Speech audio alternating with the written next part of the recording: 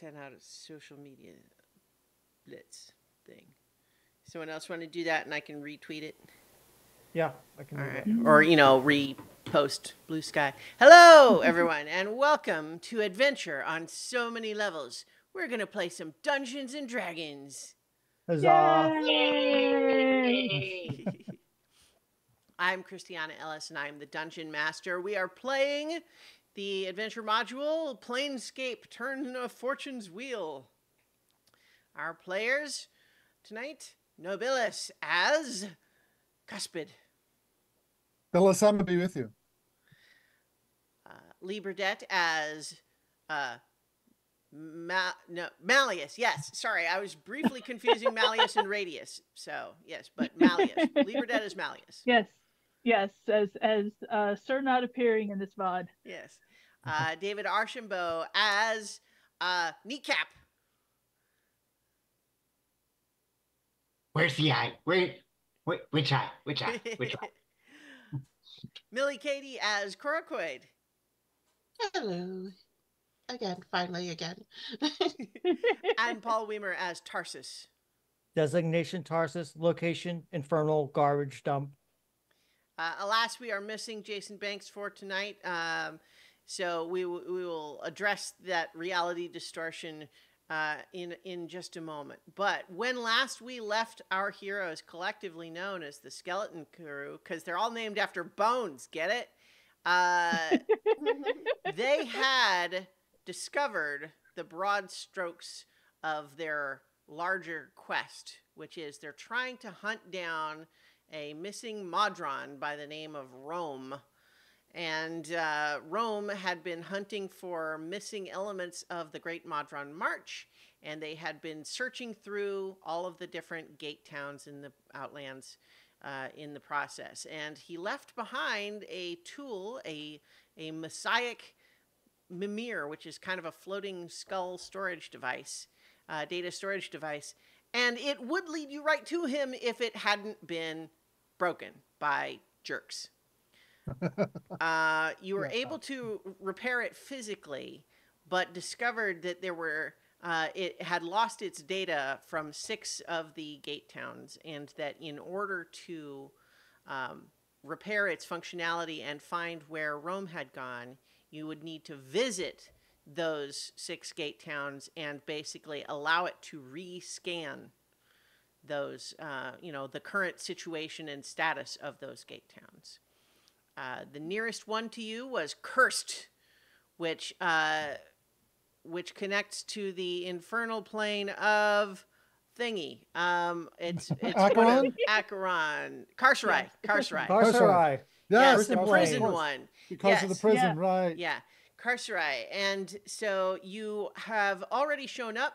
It was very easy to just walk right on down to the portal and do your thing, although Malleus kind of spontaneously decided to editorialize a little bit. Changing reality. Yes.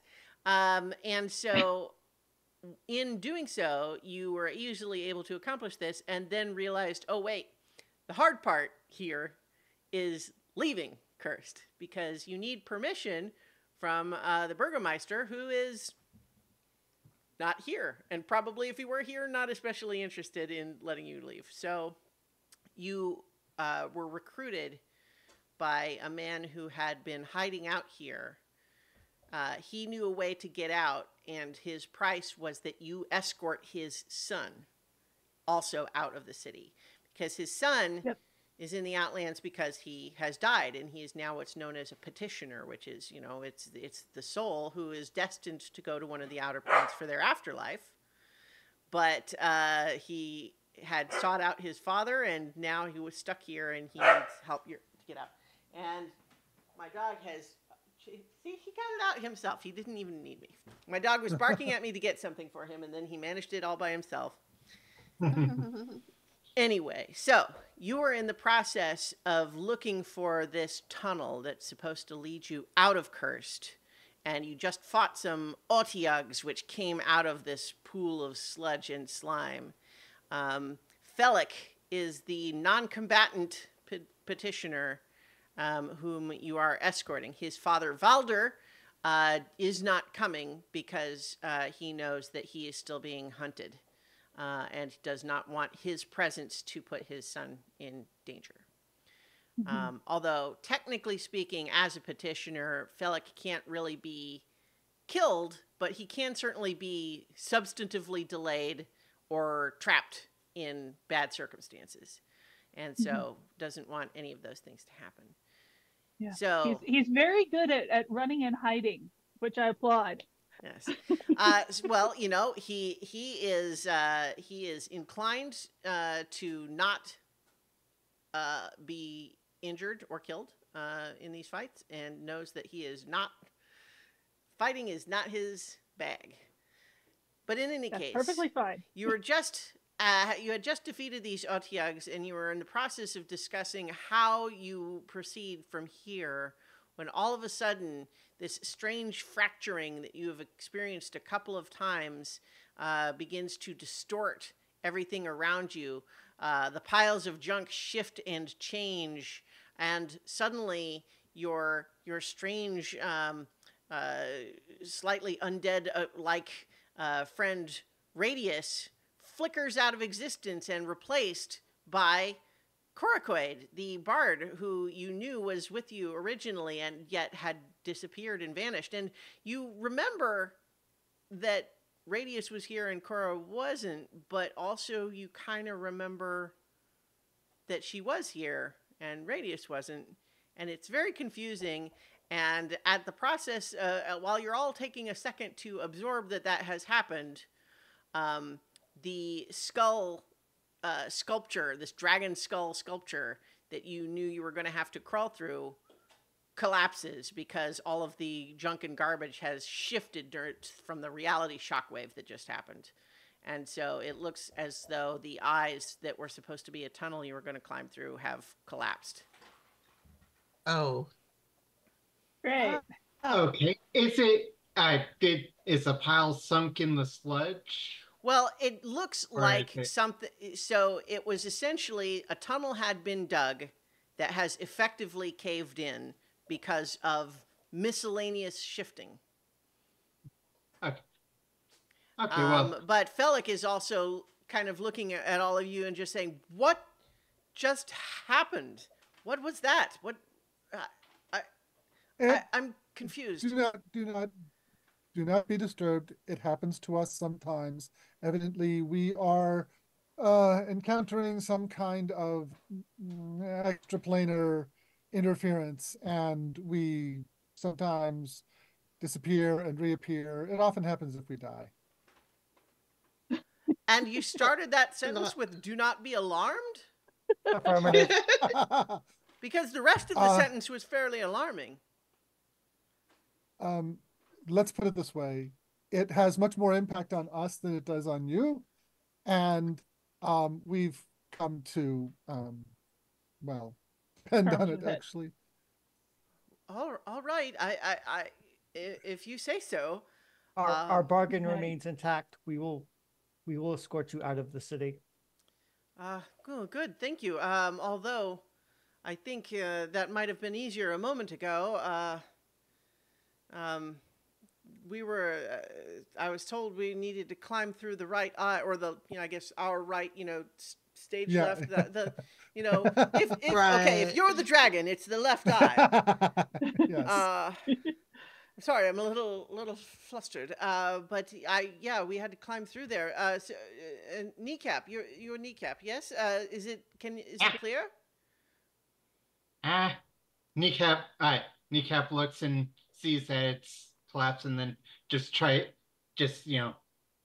to dig through it. Okay, okay. While I would like you to make an athletics check and an intelligence check. Well, the athletics should be hopefully be no issue. Mm-hmm. 25. Oh, okay, yeah. So you are That's certainly definitely- capable of digging through all of this collapsed junk, pulling stuff out of the way, shoving other things in, back into place to clear a path. And a 19 intelligence. There you go. So there is a couple of places where you shove something back into the tunnel to clear space, and then you sense a little bit of a vibration starting to go, and you realize that it was about to suffer further collapse, but you then were able to shove something else in place in order to stabilize it. And so it does not take you too very long, only a few minutes necessary for you to reopen the path sufficient to crawl through. It's certainly easier for you to get through since you're smaller, but you have once again opened the path, and so everyone else can move through at half speed. You can move through at full speed, and same with any other small creature.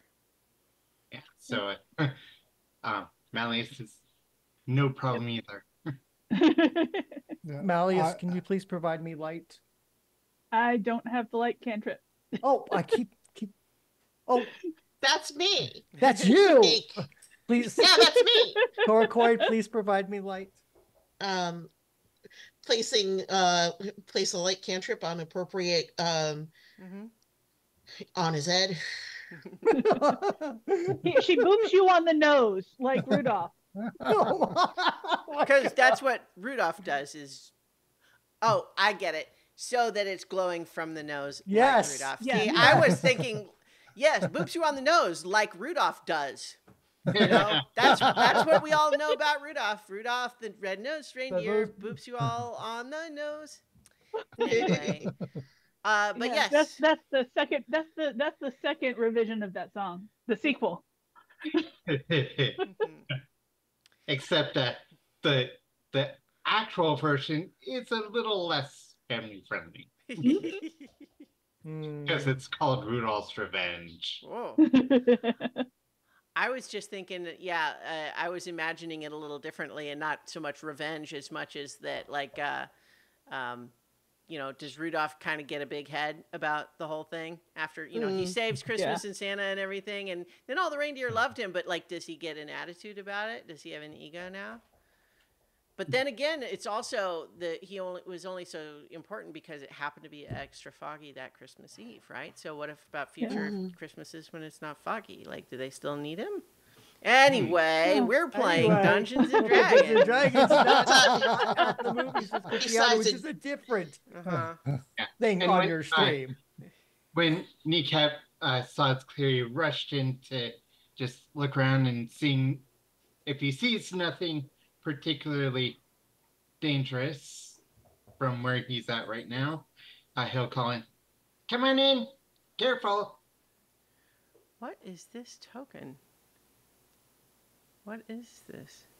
There's a thing. There's a thing on the map, and I think it was my gun, my cannon. Oh, Yeah. oh, right. Yeah, Okay. yeah. Yes, which reminds me that I did not make a token for it. I promised to only summon it as a handgun for tonight. Well, let's see. I'm just like, yeah, we need to. I'll bring up the rear. Okay.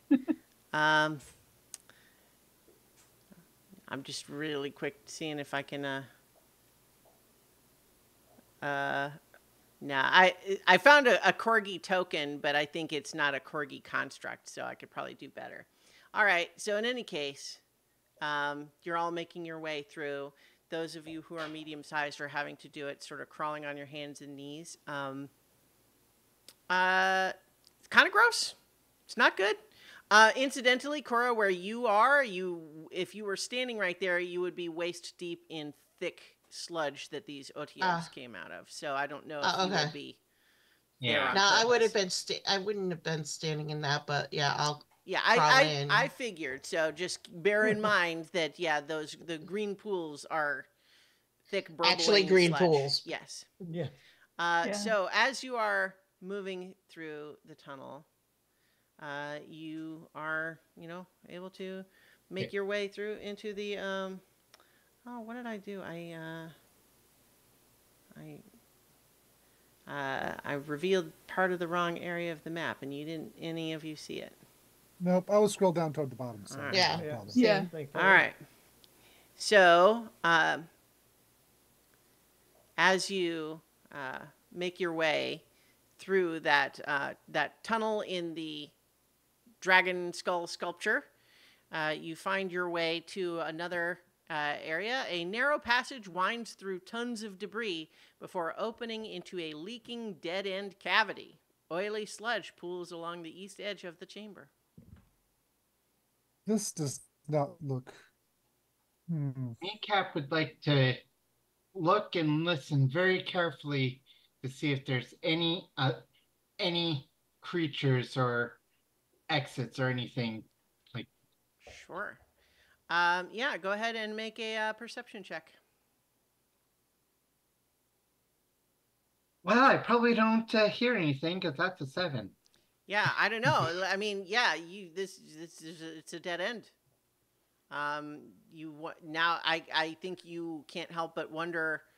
You went through and cleared a tunnel, but how sure are you now that you actually cleared it in the same direction that it was before? Is it possible that you actually just opened up a tunnel to a different place? How deep does that pool look? Well, it is entirely opaque. You cannot see into it at all. So it's hard to say, but you can make your own perception check if you like. I will. Yeah, Felix is looking all around kind of, nonplussed. Rolled a natural one, so Yeah, I am clueless. I think that you are leaning really close down to the surface of this stuff, and then a bubble comes from underneath and goes splorp and like splatters all over your face. Cuspid takes her staff and kind of probes down into the muck to see how deep it might be. So you poke around here and there, and certainly, extremely near the edge of the pool. It's relatively shallow, but you find that it does seem to get drops off substantially deeper towards the center of the pool that you can see here. And you can't really reach that far, but it seems like it gets deeper towards the wall. Oh, silly me leaving my 10-foot pole at home. Do you tell us that it goes deeper? You can see it when I'm poking with the staff. Okay.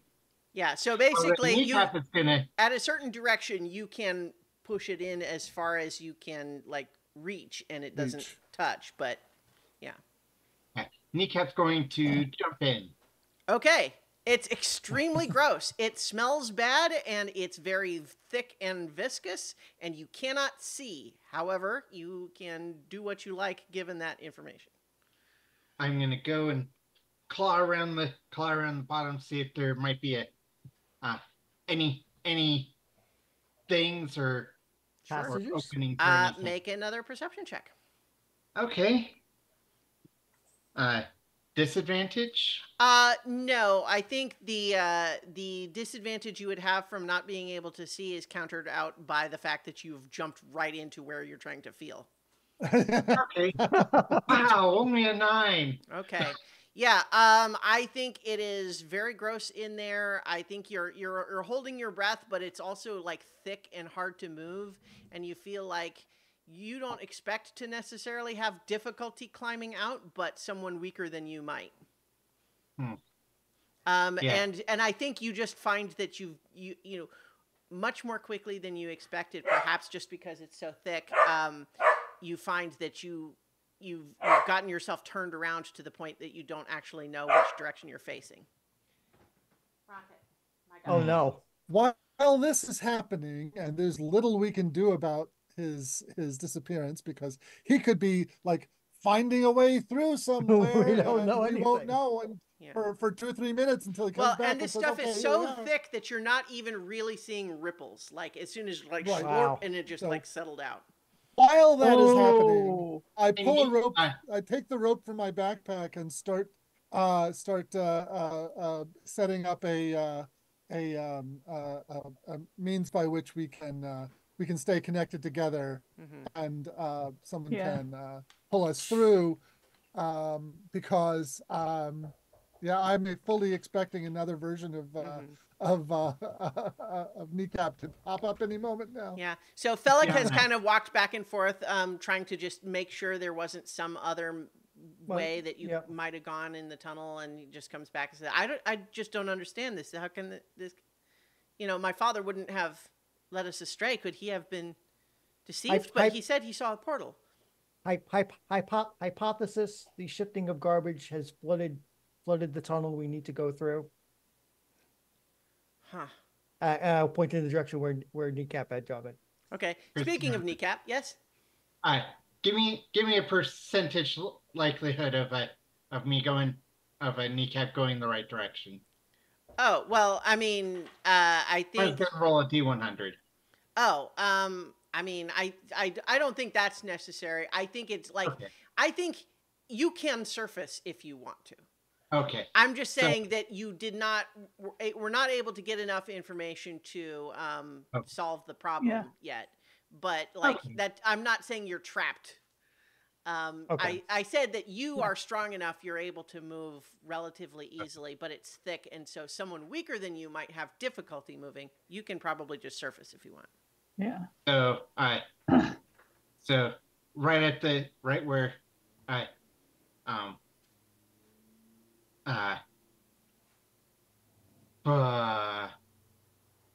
Kneecap? Well, are you just coming up to the surface? I'm trying to remember names. Cuspid. Right where Cuspid's standing, there's a kind of a bulge in the water, and Kneecap just comes crawling out like a small creature. Nice. Cuspid almost smacks it with her staff before realizing that it's Kneecap. Do make a strength saving throw as you try to climb out. Kneecap. Okay. Oh.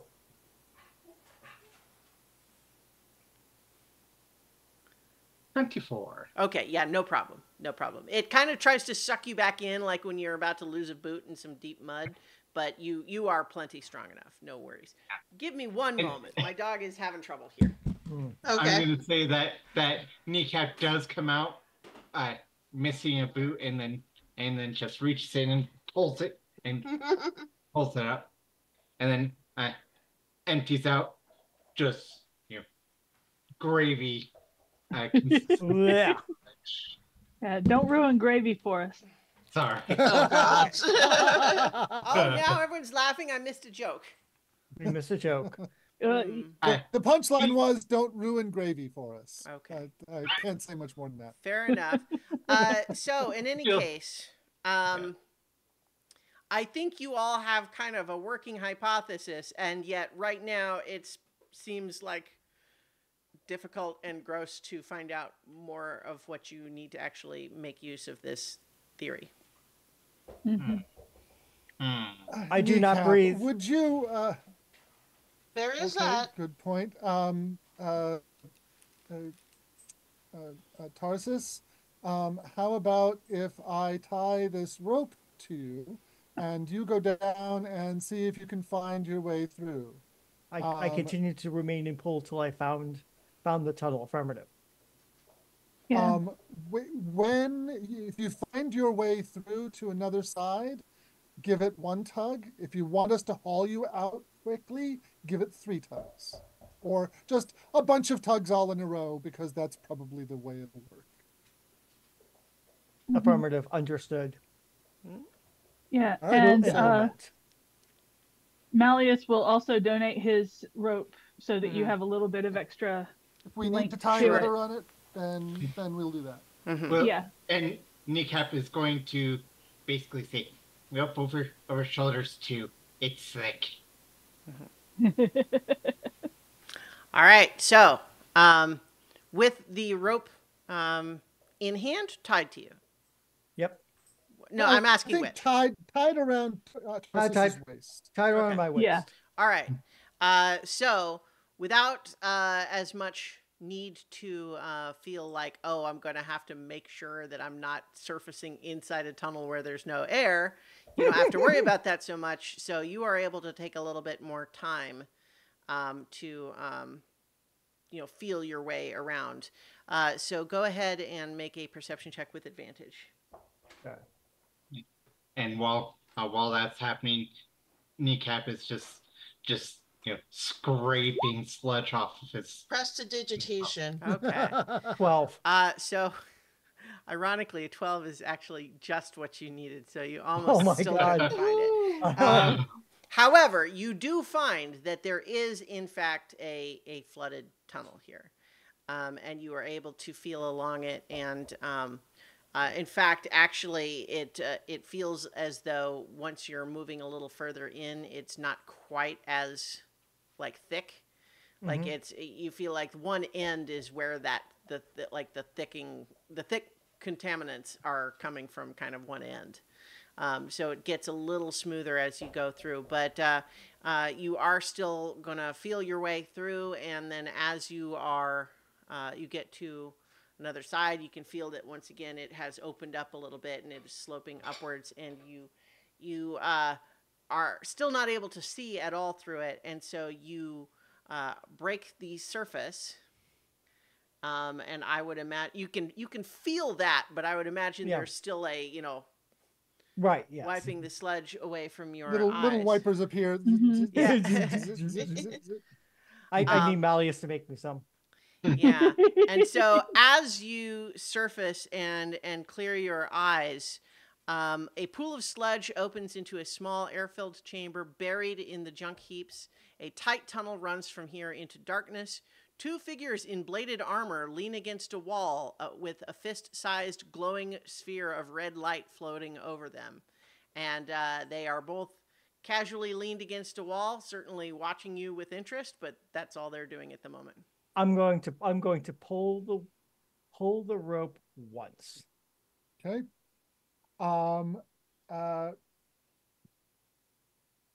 Kneecap, would you remain here as an anchor?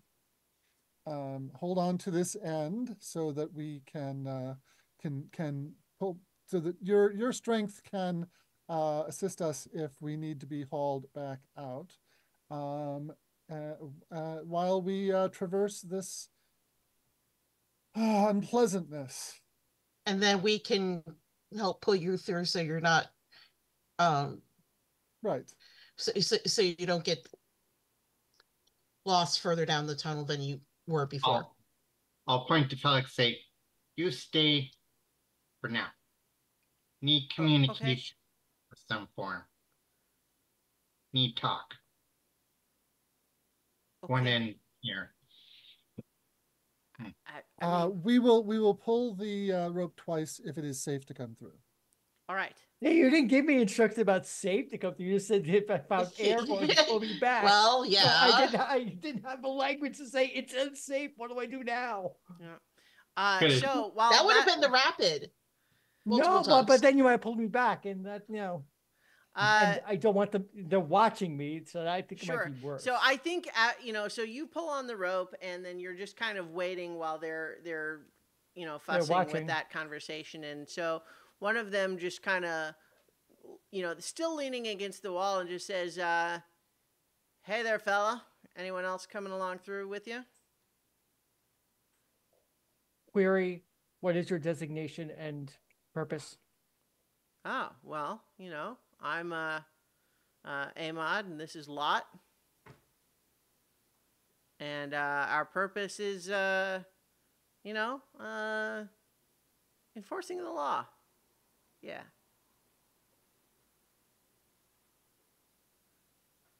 Understood. How about you?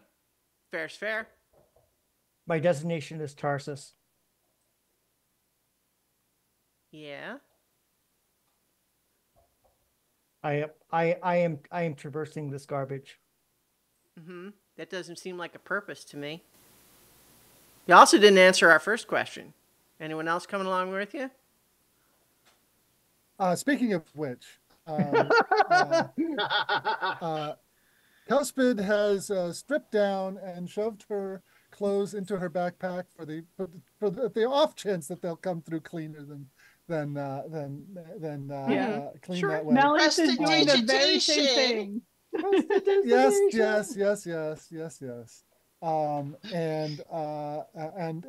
And takes a deep breath and heads into the puddle. Sure. Yeah.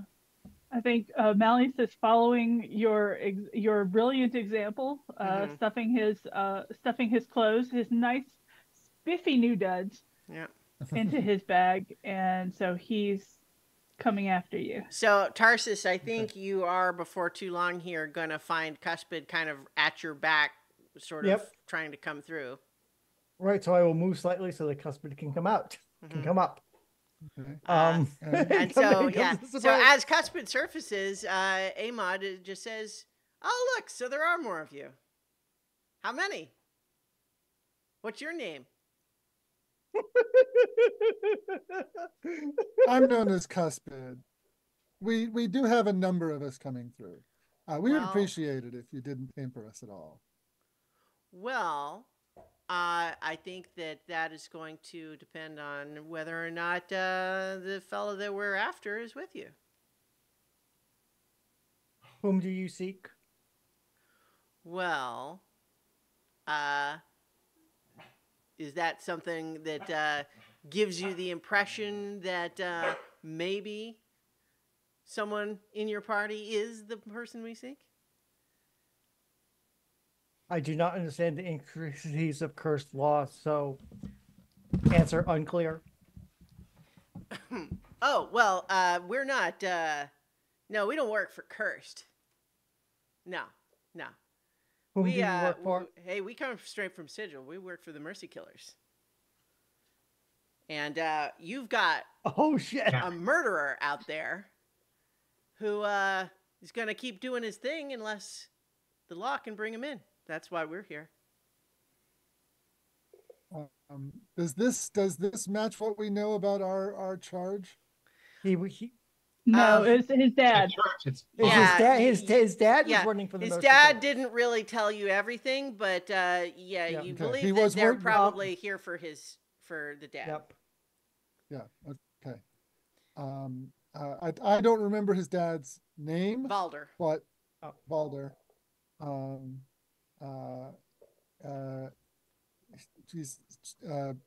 Cuspid says, "You have it on my word as a follower of Belisama that we are not escorting Valder out of this." So you know him? We've met. Yeah.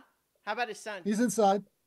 Valder's inside, and if that's the fellow you're looking for, then he's still there. Okay. Well, how about this? We can make it worth your while to have you lead us to him.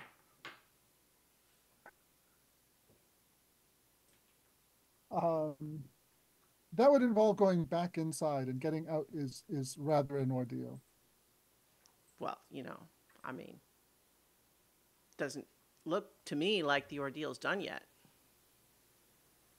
Is anybody else coming up behind us? So that's a good question, right? Hello?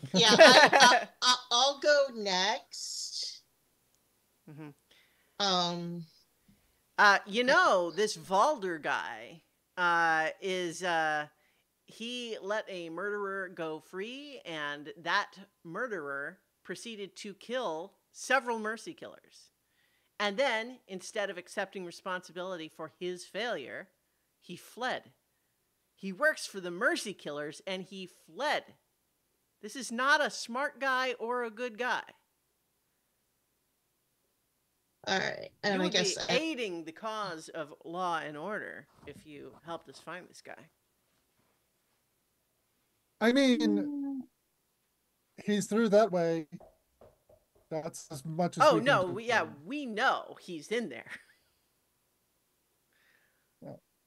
But what we don't want is for us to go in there, and then while we're looking for him, he slips out through here. This tunnel out of Curse that he apparently knows about. Well, maybe you should wait for reinforcements. Looks like we found some people that are trying to protect him. Am I wrong here? Well, at this point, I'll have come up and yeah, kind of do Prestidigitation. Yeah. We are not interested in lingering in Cursed any longer. We have business elsewhere. All right. Well, how about this? We're not determined to fight you. You're probably strangers to him, that he spun you his sob story or whatever. That's fine. You can go. But if Valder or Felix are with you, they're not going anywhere.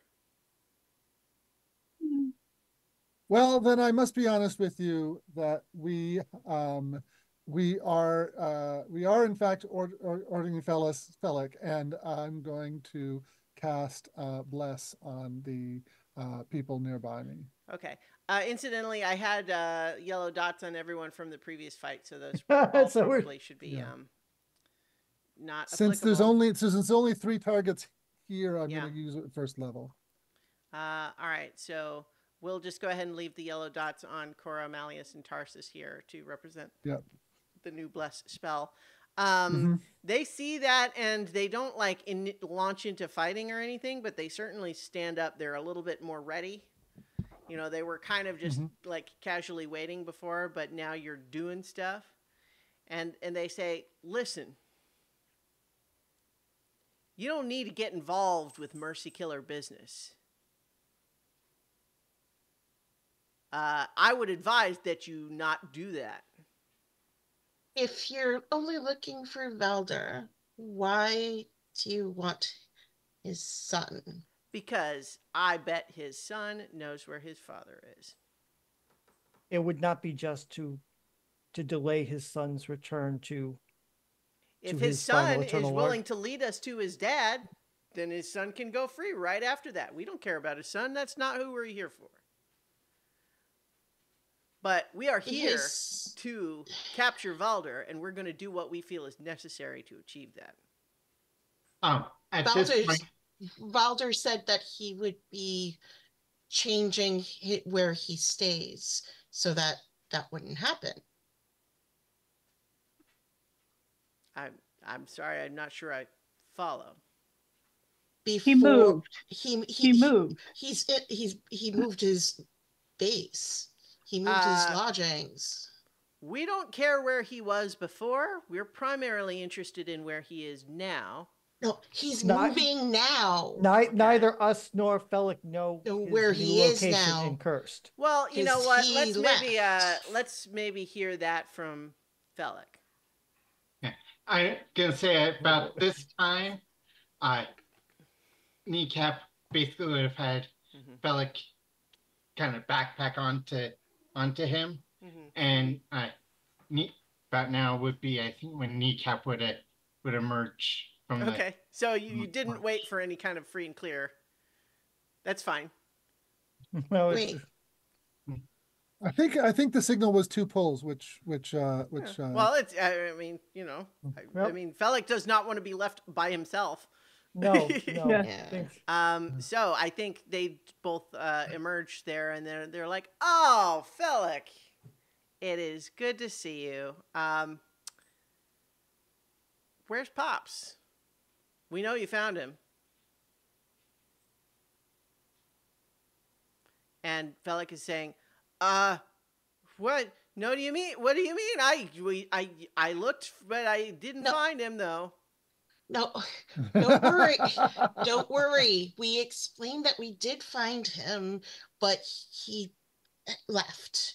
He's moving on so that you'll be safe from his influence. Make a deception check. And this is why I'm a bard. Affirmative. Nat 20. Nice. Wow. 25. So yeah, I think that you do kind of just explain that, like, so let's come up with what story you actually give them, because part of the whole nature of Cursed, which in fairness, you weren't here for that whole initial thing, is the whole thing about Cursed is that it is nearly impossible to escape from. This tunnel you've you're trying to go through is, as far as you know, the only way to do it without specific permission of one guy who is not willing to give it and also not even here in town. And so he doesn't really have anywhere else he could go to, except unless he was willing to go through the portal even further into Carcerai, which is like that but worse. I have an idea.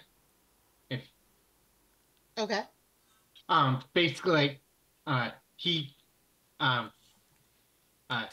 Valdar got some sort of like a true polymorph scroll or someone able to cast it, and it's like gonna essentially change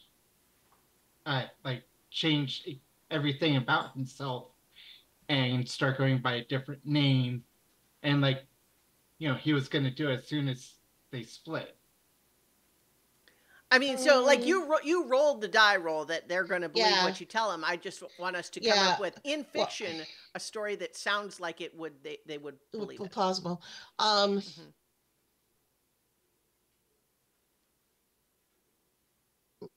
was thinking more along the lines of he got word of a different passage and was going to go explore that, so that like someplace on the other side of this area of curse. All right. Well, so I guess we can have that be it, but it's also like, why would he send all of you and Felix one way and then him go a different way if there's a different tunnel? I was kind of inclined to think that it almost like, it's not obvious why he would want to go into Carcerai, but that does seem like a place they wouldn't want to try to follow. Yeah. So I guess I don't want to tell you to use that answer, but well, yeah, I was thinking of he's going in further so that. Well, so here's the issue: is that you need something that not only they will believe, but is a reason that they should give up and not try to kidnap Felix in order to use him as leverage. Right? They need to believe that them taking Felix and stopping Felix and holding him prisoner is not a way to find Valdar. Because the truth is, it is. Right. Now, so like you've succeeded. I just want us to come up with something. I'm trying to think of like, because they definitely wouldn't pursue him into Carcerai. And probably the only reason they would take Felix in with them this way is that they know this way to come back out. Right. So, I mean, if you want it to just be as simple as there is another tunnel and he's going that way and you all were like a diversion. Yeah, that's probably how I'm going to go. All right, that's fine. You rolled a natural 20. We can say that, like, you are able to sell them on that, and to the point where I think even Felix seems to be persuaded that must be what was going to happen, unless you don't want that to happen, because no, I almost if Felix believes it as well, because then that way they can't like just turn on him and say, is this true? Right, because the thing is, if you tell them he just found some other way out, they are going to immediately start looking for that other way out, and they're going to be searching they're going to keep looking for him. This is why I was kind of hesitating on that story, is that they have no other job than to find this guy. They're not going to give up because he went through a different tunnel. Right? And so, like, I'm not saying that, like, they're just going to keep looking is the point. And so, also, for that matter, if he went through a different tunnel, it still makes sense that Felix would be the one who would know how to rendezvous with him. Well, I would add something along the lines of, he specifically said he's not telling us which way he's going. Okay. Just that, gave us no idea. I'm sorry, I'm not trying to be hard on you. I'm trying. Set up, I'm not. It's like I'm not. I know. As a player, coming up with something. I understand. Else. So that's okay. That's fine. That's why I was trying to suggest an alternative, but it seemed like you didn't want to go with that one.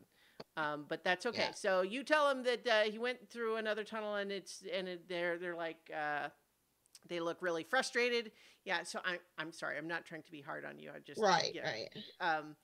right. Okay. So you have them believing that there is some other tunnel that he was going to go through, and you don't know where he's going or how or when. Right. And so I think that you are able to persuade them. Like what is it that you like? That's the story. What is it that makes you so persuasive when Felix just lied so ineffectively? This is just flavor, right? Like you. Right, right. Yeah. While you're still like chest deep in sludge with it all over your face and everything. Well, is it just like that? You're just your voice is that persuasive, or? Well, I'm going to do a like in the process of the our charge here doesn't know. Mm-hmm. It's like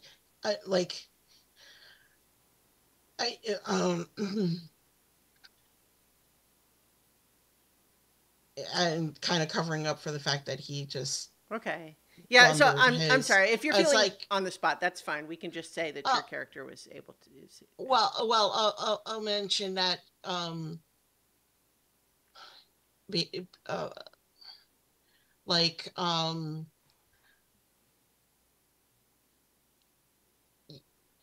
remember you're like. Yeah, I can't. No, that's okay. Yeah, okay, I can't think of something right now. No, that's fine. That's totally okay. In this case, I wasn't looking like for the story. It was just more like, it's the tone of her voice, it's the expression of her face, it's the body language. Yeah, it's going to be more tone and expression. She's just so innocent. No, I'm not going to go for innocent. We all know I'm not. You know what? Like it could just be almost like a sense of exasperation, like you idiots. The longer you spend not believing us, the more time he has to get away. Yeah. So you're wasting our time and your own. Yeah, I like going with that. Okay. All right. Well, so I think you... And besides, we took care of the OTUGs on the other side, so you don't have to worry about them. Yeah. Well, I mean, they're not going to come through if they think he's going out a different tunnel, but that's right. Yeah. But yeah, so they kind of look at each other and they're just like, could there be another tunnel? I mean, this seemed like this was... He was pretty sure there was another tunnel, willing to risk sending his son out this way. Why wouldn't he... And why they wouldn't plan around it? Well, like he's probably doing this like some self-sacrifice thing. Ugh. All right, look. You all better watch yourselves. Because if we find out this isn't true. But yeah, fine, whatever. Go. You're not who we're here for. Understood. All righty then. Right. Prestidigitation. Yeah. Oh, the prestidigitation. Sure. So you all make your way into that tunnel to the north, which turns out to be long. It's long and twisty, and it's winding all around. It is not like straight towards the wall. And so you have been wandering through there for about half a mile, and there's not been any other way to go. And in fact, someone make a survival check. I will. All right. Okay, survival. 15. Okay. You are sure that the tunnel you are in is going in circles. Not like literal, like back to the exact same spot, but meaning you are not really making substantive progress towards any of the walls. But it's still going. Those guys came through somewhere. Right, and there hasn't been any other passageway. So I'm just telling you that, like, based on the part of the tunnel that you've been in so far, it doesn't seem like this is a tunnel that someone dug to just go under the wall or something. Right. I think possibly the magic of this place to imprison people is working here, or if this is just, I don't know. Best way out is in. Oh, let's keep a closer look on the walls as we go and see if that. Mm-hmm. And Kneecap will go and you know, make a mark on the wall. Okay, sure. Yeah. Just to make sure that we not actually literally going in a loop. Yeah, just for fun, because this is literally all a tunnel in piles of junk. What do you actually make your mark on? What is the piece of junk that's that you choose to write on? Oh, I'm gonna say it's a half-buried head of an automaton with cracked blue eyes of different shape, Mm-hmm. and a tarnished but otherwise very yellow, and a mouth that's all smiling. Nice. Doesn't smell so bad right in this one spot. Yeah, yeah. Huh? The junk doesn't smell quite so bad in this spot. Yeah. Smells almost something like but we're moving on. So as you keep going, you don't pass that mark again. The tunnel does seem to just like wind back and forth in a weird little erratic spiral, but after you've gone almost a mile, you reach what looks like a blank dead end wall, but with an arch in it. All right. Time to inspect this puppy. Because or like inspect the space we're in for like if nothing else, those guys got down this way. So they had to have come out on the other side and expected to have a way to get back outside. Certainly, based on your experiences in this adventure so far, it would not surprise you if this arch is a portal, but you also know that many portals require portal keys. Mm-hmm. Well, I hope we weren't supposed to beat them up. All right. Well, I'll still like take a look around first before just trying to walk through. Okay, sure. Go ahead and make an investigation check. Do it with advantage because I think Malleus is helping. Okay, sure. Hey, well, that's 18. First one's an 18. Oh, look. And an 18. Also an 18. So 18 then. Yeah, so it's clear to you this is definitely a portal and that it probably responds to something specific. But what occurs to you also with the 18 is that Valder seemed to be pretty knowledgeable about what was going on here, and he didn't tell you were going to need something.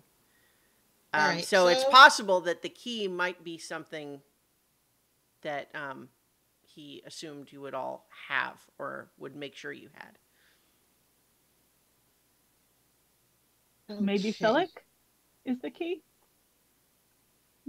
But that wouldn't work for other people. Like those 2 mercy killers. Well, first I'm going to just try to. Well, so assuming you're having this conversation in game, Felic says, I'll have this out loud. Okay. Well, he did give me this pouch of Electrum coins. He seemed very insistent that I hold on to it. I assumed he just thought that I might need it on my journey, and as he kind of walks towards the arch with the pouch, once he gets within about 5 feet, the portal flickers to active state. Let's each take a coin so that we can pay. In this case, it's not that each of you needs a coin to go through. It's that a coin is required to turn the portal on, essentially. Okay. And then it'll be active for a short time, and Yeah. All right, so let's. It's not like a toll booth where there's a little slot or anything. That would be cool. No, that would be a great place, a great thing for some enterprising sigilite to create. Mm-hmm. Oh, dude, yeah. Yeah, it's like that that one spell that puts a gold piece in the creator's vault every time it casts. Oh yeah, Yeah. magic missile thing. Yeah. Okay, so the portal activates, and I assume you all just go through it. You cannot see the where it comes out. It's just like a glowing portal, but you can walk through, and you find yourself emerging in a stand of trees in the landscape, and you look and you see the walls of Cursed some 3 miles in the distance. Woohoo! Yeah. Is there any sign of our castle? It is so I think you I guess I'm trying to remember if what you We didn't go straight up to we left the castle a bit off. I think the idea is so I think you know where you left it and you don't see it from here, but I think you are gonna be able to find your way to that spot. Mm-hmm. Okay. Let's go see if we still have our ride. Okay. So I know that my father was pretty insistent that I would have an easy time making my way to Excelsior, but I'm kind of inclined to trust all of you now. I don't suppose you would be heading that way at some point. Eventually. It is, in fact, on our list. Bellic, would you like to ride in our castle? I wouldn't want to impose, but if I would be welcome, then I think yes. We do my companions concur? Do we welcome Bellic? Sure. Yes. Sure. yes, that's the room. Wonderful. All right. So, I in truth, I kind of just am excited to see one of the fabled walking castles of the Outlands. Fair. And I mean, after all, I have an eternity ahead of me, and it's it's supposed to be nice there, but I'm not in like running out of time or anything. Does it look like he's being pulled or anything? No. You. So the thing is, he essentially has the equivalent of a ticket that lets him get into Excelsior if he goes to, or get into the Mount Celestia from Excelsior. And that like he is so he has essentially got the metaphysical permission to go there and then stay there for his afterlife. But he's not like given like magical transportation there. You imagine that he probably was more or less offered that when he died, but chose to seek out his dad instead. So he kind of gave up his train and train now ticket, has to walk or take a Right. Or hitchhike. Hitchhike across the Outlands. Yes. Well, as I recall, our plan was to proceed counterclockwise from here. So our next destination is Glorium. Yep. But we do have Excelsior on our list. So it is now on our list. Yes. Oh, was it on our list before? Yes, it was. Oh, then that's perfect. We're going there anyway. We're just going to go there the long way. How fortuitous. So I think I assume you're making your way towards where you left your castle. Castle, absolutely. Mm-hmm. And so the castle, I believe, just for security purposes, you left standing up. Like you told them, like don't just leave the front door wide open, right? So you're yeah. So you have Zathier, who's basically hanging out, and the Castellan, of course, watching for you. And yes, and so you certainly come around a ridge, perhaps this little mountain that looks vaguely like there's a statue of a guy pointing into the distance. Mm-hmm. And the castle is there where you left it. And while while you approach, it settles down into its grounded position, and you are able to climb aboard. And I think if there's any sort of amenities on board, baths are definitely in order. Yeah. Because even with prestidigitation, that's not going to get rid of the feeling of you were in it. Mm-hmm, mm-hmm. Yes. Yeah. So certainly, it's more the mental feeling of it. Yeah. Yeah. So you've got in this walking castle. I can put you back on the map of that if you like, just to refresh your memory about all of the different facilities and resources. On the second floor, it looks like there's some kind of water closet on the southern side. There absolutely is. Okay. Yeah, there will be a line. Mm-hmm. Yeah, so there's a kitchen and there's bunks and there's a room where there's apparently a nest if someone likes that, and offices and so on. And of course, Zathier greets you as you return and just says, "So I see that you have picked up a petitioner." Affirmative. Greetings, I am Zathier. Velik. They said that I could tag along until they get to Excelsior, where I'm eventually going. Are we gonna look for my dad? I don't think that he's coming out of there. But he looks to Cora. Cora's a very good liar. Cora's a very good liar. He told us. He wanted you to be safe. Mm-hmm. That was his priority. And if he came along with us, you would not be safe, as we saw. Yeah, I mean, it's true. I suppose if the Mercy Killers, they probably only knew to look for him in Cursed because they followed me. Exactly.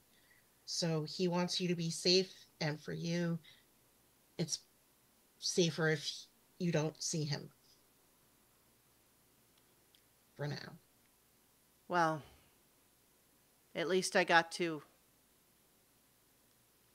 reconcile with him in a way that we never got to when I was alive. And short of trying to go down and be a ghost on the material plane or something, I suppose this is about as good as resolving unfinished business as any of us are likely to get. So thank you all for your help in that whole matter. I just hope that my dad can find some kind of peace, even if it's in a place like Cursed. Affirmative. Yeah. And then Zathier says, "Well, I'm sure all of that will make a fascinating story over dinner.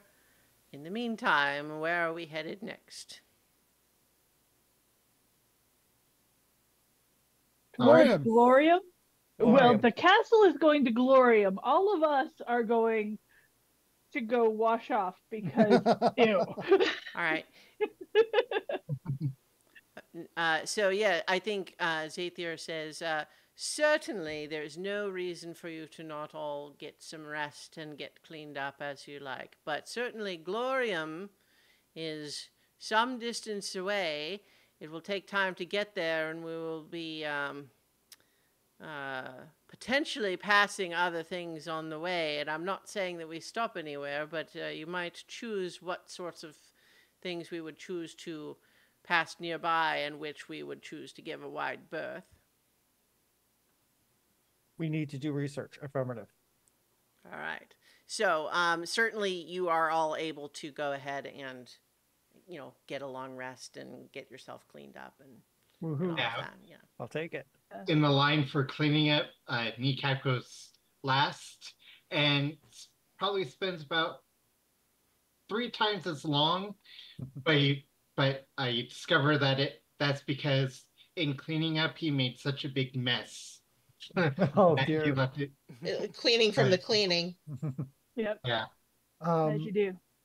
Looking at the map, Mm-hmm. um, uh, I'm thinking that we don't want to get too close to Plaguemort or Bedlam, but this place called the Court of Light sounds interesting. We might pass by just to see what that's all about, rather than necessarily As well as the visiting. We might, just want to come within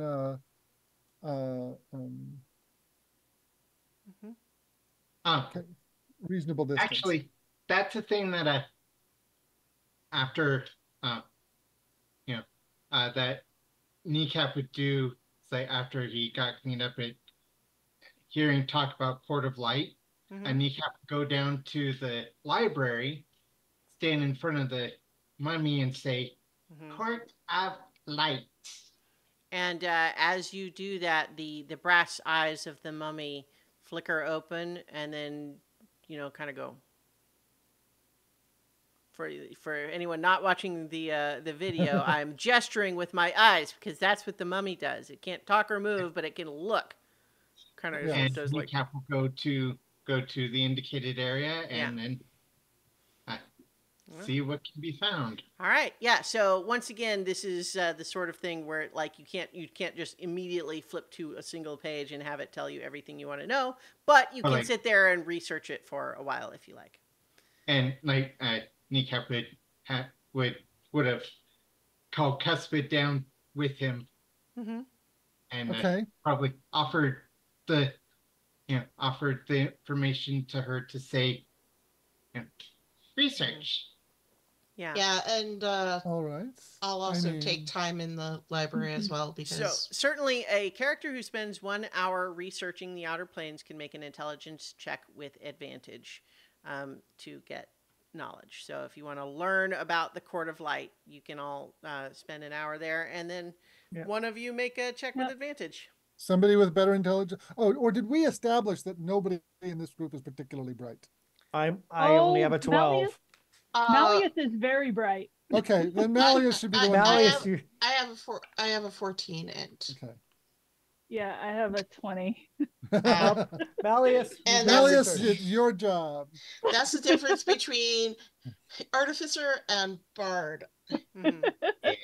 Different casting. Oh, sure, yeah. So, so in any case, I think with several of you helping to kind of read up, you learned that the Court of Light is home to Shekinester, the 3-faced queen of the Nagas. It apparently has a lot of ramps in serpentine architecture because it's a city of and for Nagas. Snake people, exactly. It is a relatively small realm. It's, it's kind of just a little city-state here within the Outlands. And it is the nature of this domain is that Shekinester purifies entrance through magical tests.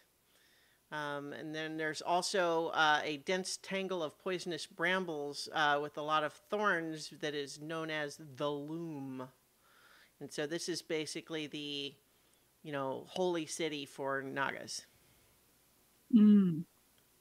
And there's a lot of legends about the arcing flame, a cleansing eternal fire that remembers the oldest tales in the multiverse. And that's, I guess, what Nagas do when they get through the Loom and are able to enter through magical tests. Stories. Nice. I see. Play it for a bard. Oh, yeah. I wonder, does the purification involve becoming a Naga? Oh, the book does not say that. It kind of suggests that it's mostly Nagas who try. It doesn't have a lot to say on requirements. Yeah. So it doesn't say that you have to be, but it also doesn't say what happens to non-Nagas who try. Yeah. Kneecap's okay not going there. We can also like do a side thing after, like later on if we need to. I get, or like I guess I can wait. Do you also so I that's Or like I know I'd like to, but I'm not going to force everyone else to. So but like as you're sort of planning your route, I want to encourage you to look at the map here and kind of decide like which way are you actually going? Because you got like a remote control here. It's not a GPS. Right. Yeah. I spent some time with oh, what's her Zathier looking over maps. So Tarsus is all about trying to figure out a route that makes everybody happy. Sure. And so I will point out there's the Caverns of Thought that we might pass, more entrance Anvil. Well, bearing in mind also that all of that is like thick, high, steep mountains, which like the castle is, you know, maybe capable of moving through if you need to, but it was going to be a lot much slower going. It's more hostile terrain, but you might still want to do that. It's up to you. Okay, so then that's a question. So, I mean, we got to get to Gloria one way or the other. So the question is, looking at the map, where's the lowest and easiest pass? It looks like going by the mausoleum of Cronus. Up and around. Yeah, up and around and come from like the coming north. around from the north. Yeah, come through here and then that go would here. like that is the most straightforward, easiest path. Yeah, because so otherwise you're going this way. Yeah, that feels like the was more dangerous route to go past chaos. Yeah, so like go up along looking at the map along the left-hand side of the mountains, like there's this seems to be this river that goes along, so go along the river. Hey, Malleus, we need to find out about this mausoleum that we're going to probably pass. Okay, well, how about we start with the Cavern of Thoughts? Oh yeah, so that's the Court of Light, Caverns of, oh god, I feel like Dora Explorer. Court of Light, Caverns of Thought, Mausoleum. Okay. So oh god. All right, so you read up on the Court of Light. You want to do some more studying because right now this is going to be like the Castellan says, with the path that you're taking, where you're avoiding climbing like directly through the mountains, they suspect that it would take something like 5 days to get to Glorium. Okay.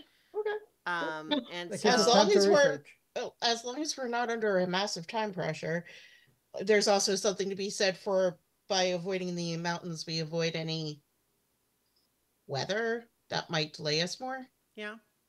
Do we need to worry about supplies?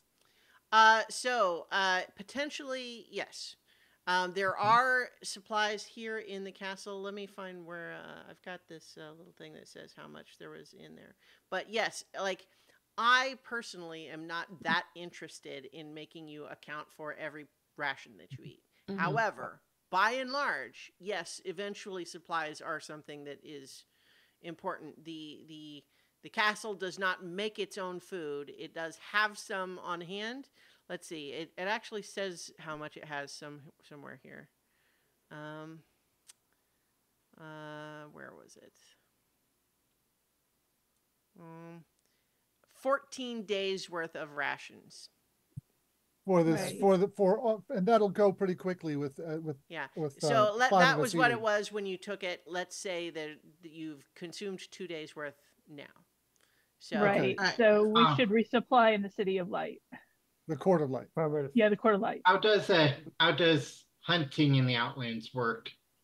Is that something that can be done? It absolutely is. That's absolutely something that could be done. We have a barbarian and a ranger here. And I think what you read up on the Court of Light is that basically it's not got a market that you can just go to and buy food. Like you have to pass through the magical tests to enter. Okay. I think that'd be something that that Kneecap would want to do is stop someplace good for do some hunting. Yeah, I think that would probably be be better. one of my favorite favorite terrains is mountains. It should be, I should point Okay. out. So when we're passing near the mountains, then maybe we can take an expedition up To there go find food. to go and Go hunt. go hunting. Hunting My and other favorite gathering. terrain is forest. So Oh, we'll be going to see some forest too. Yeah, Yeah. Yeah, I around Yeah, Port of what- Light. there's the one that's got that big giant lizard in it. And Yeah, and right around the Court of Light there is one too. I'm concerned about what this is. The little spooky hills that seem that to looks be like a have swamp. stink waves. Yeah.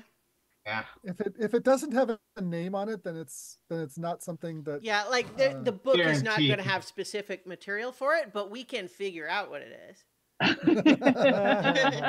Hmm.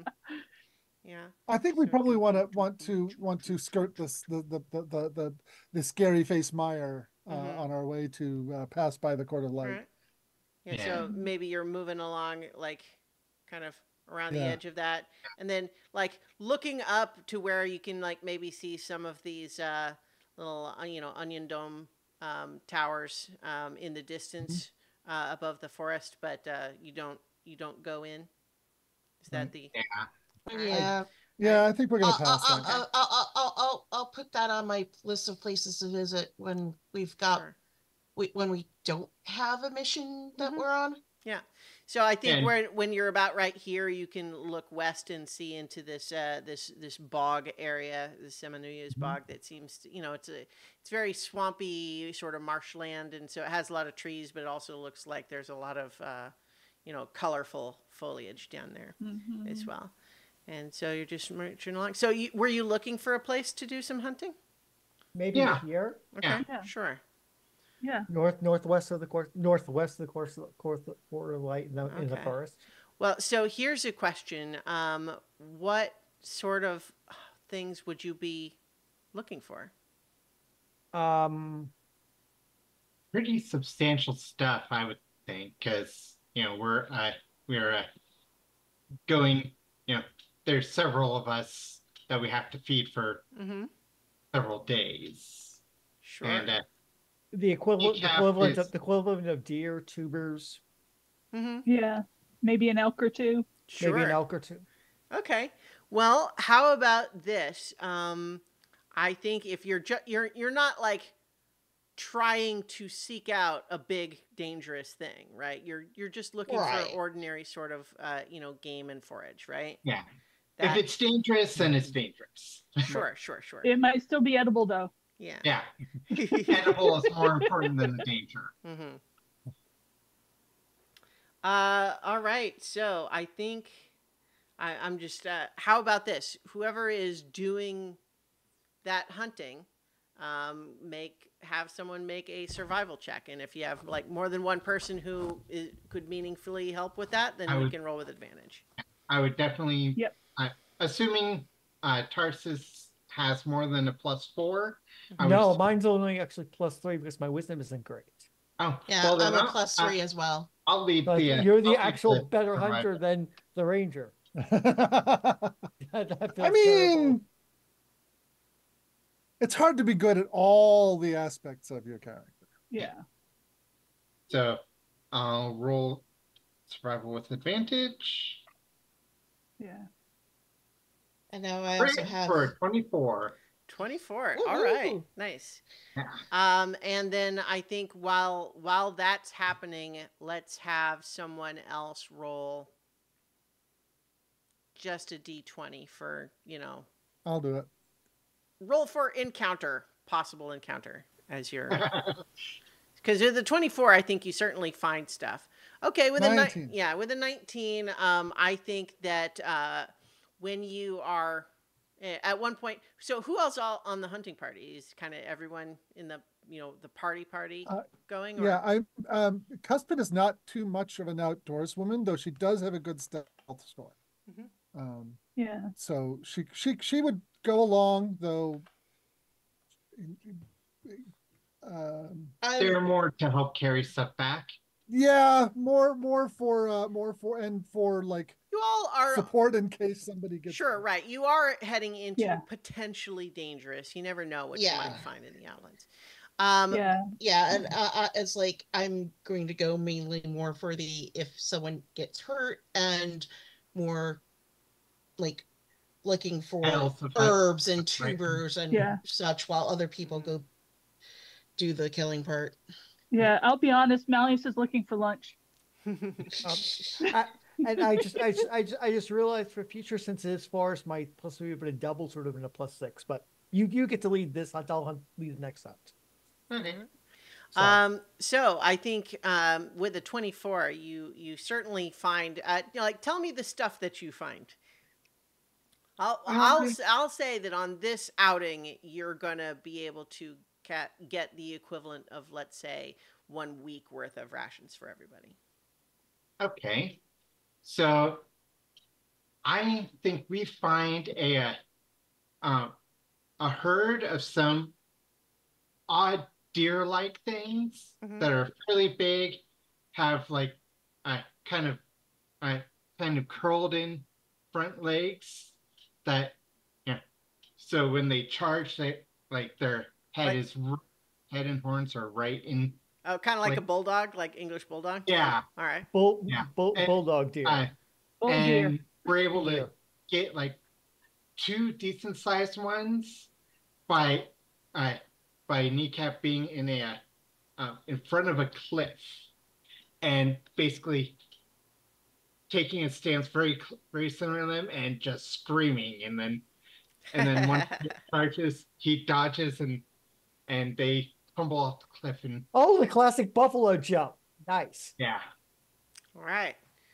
Nice. Yeah, it's I neat, think but it's still pretty good. yeah. So I think as you are in the process of like climbing down and around to like recover your game that you've captured here, you all see what in the distance looks like a little swarm of some glowing lights that are like there's blues and reds and greens and yellows. They're obviously glowing and they're very small and kind of moving around like a little swarm. And the swarm seems to be kind of moving broadly in your direction. Uh-oh. Wisps. Yeah. Why did it have to be wisps? So right now, all you've seen is that there's these glowing lights kind of in the distance, but they are moving towards you. Let's get our stuff in and Return to the castle. yeah. Affirmative. I and I'm preparing the stuff to move. Kneecap is not. It's being a little less direct. Okay. It's like he's. It's almost like he's giving them, doing like a last rites kind of thing, Mhm. Ah. Sure. Mhm. Nice. and he won't. He doesn't offer any explanation if anybody asks, and while he's doing it, but and but And so I think while you are doing that and you're a little bit distracted with that, a little glowing thing that is a little ways away from the rest of the swarm lands on your arm, and you see that it is a little fuzzy glowing insect with a happy little face. And I'll share some art now if I can find them. I'm hoping there's a handout for these. I'd be really bummed if there isn't. So how are they Yeah, going there to we eat go. our brains? Yeah, so I'm sharing a picture handout now of swarm of sunflies. Oh, they look so oh they look so my! cute. Yes, Oh boy! and happy. so So a cute little and how blue one dangerous. has landed on your arm, and it's just kind of hovering there. Its wings are kind of twitching, and it's looking up at you with that little face. Oh dear.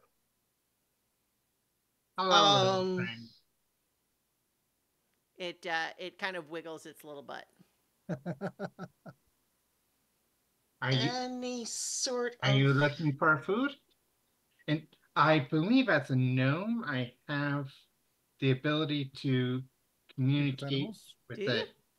Some gnomes you? do. Tell me if you are one of them ones that do. Speak with small beasts. You can Oh, yeah? communicate simple ideas with small or smaller beasts. Ah, nice. So I think that you. So here's the thing.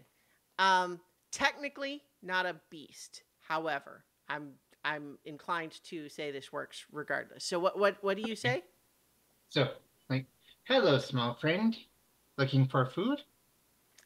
It kind of turns around in a little circle on your arm and then looks up at you again. Is that after I Like you can talk to them, it doesn't mean they can speak back. It's Yeah. not. It's not quite the same as speak with animals. Yeah. Or is it? Am I wrong about the trait? I thought. It just says you can communicate simple ideas. Yeah. So I think it. So I think you are getting the gist that that is it. Basically saying, food. Where's some food? I like food. Who doesn't like food? Now it's a question of It's what do good they food. eat? I'll point at the creature and say, "It's good food." It kind of it sort of lifts off of your arm and then flies over to where it looks at the like one of the wounds and kind of looks at it and then kind of like buzzes over and lands on a nearby flower. But at this point, I think the rest of you would certainly be aware that the swarm that seems to be lots more of these is getting closer. Mhm. Perhaps if we just let them have the So it flowers, we can Probably sneak likes along. the. So it Yeah. seems like it likes the flowers more than the. It didn't seem interested in eating the deer you got. Okay, so flower, good food for you. You, uh, hmm. It sort of blinks its light at you. Blink, blink, blink, blink. Mhm. Okay.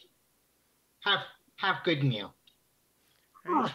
And then as you see the rest of the swarm is coming, the one that had landed on you kind of rejoins, and they're all just kind of swirling around and blinking their lights at each other and kind of in just a little dance. And I'll just kind of dance in time with it Nice, as nice. I'm pulling this. Mhm. And actually, I'll like pull out like flute or something and just start improving Fantastic. like happy little dance tune. Yeah, do a performance check and Kneecap do an animal handling. Oh, okay. Wow. That's low, 14. 14. I mean, it's still, that's not bad. Well, For me, that's low. I know, I have a understand. plus 10. Well, you know what? Sunflies are not very discriminating. They don't get a chance to hear much live music. I got a 12. Yeah. So I think that for just a moment, these sunflies turn this little forest grove into disco. Yeah. They're flying all boy. around and they're blinking on and off, and you've just created a nanoscale dance party here in the forest. Aww. Yeah. And then there's this little guy dancing, carrying this massive beast. Nice. So, yeah, I think eventually the sunflies seem to wander off in search of whatever else they might be looking for, and you are able to bring your game, your capture, your food, your kill, your rations in animal form, back to the walking castle. How long did it take us to get to the hunting space in terms of days? So I think let's say that was like a day and a half of the 5 days. Okay, so we are down to 17 days of we're up to 17 days of rations after this food. Great. And I will definitely thank someone or whoever wants to do it for keeping track of that so I don't have to.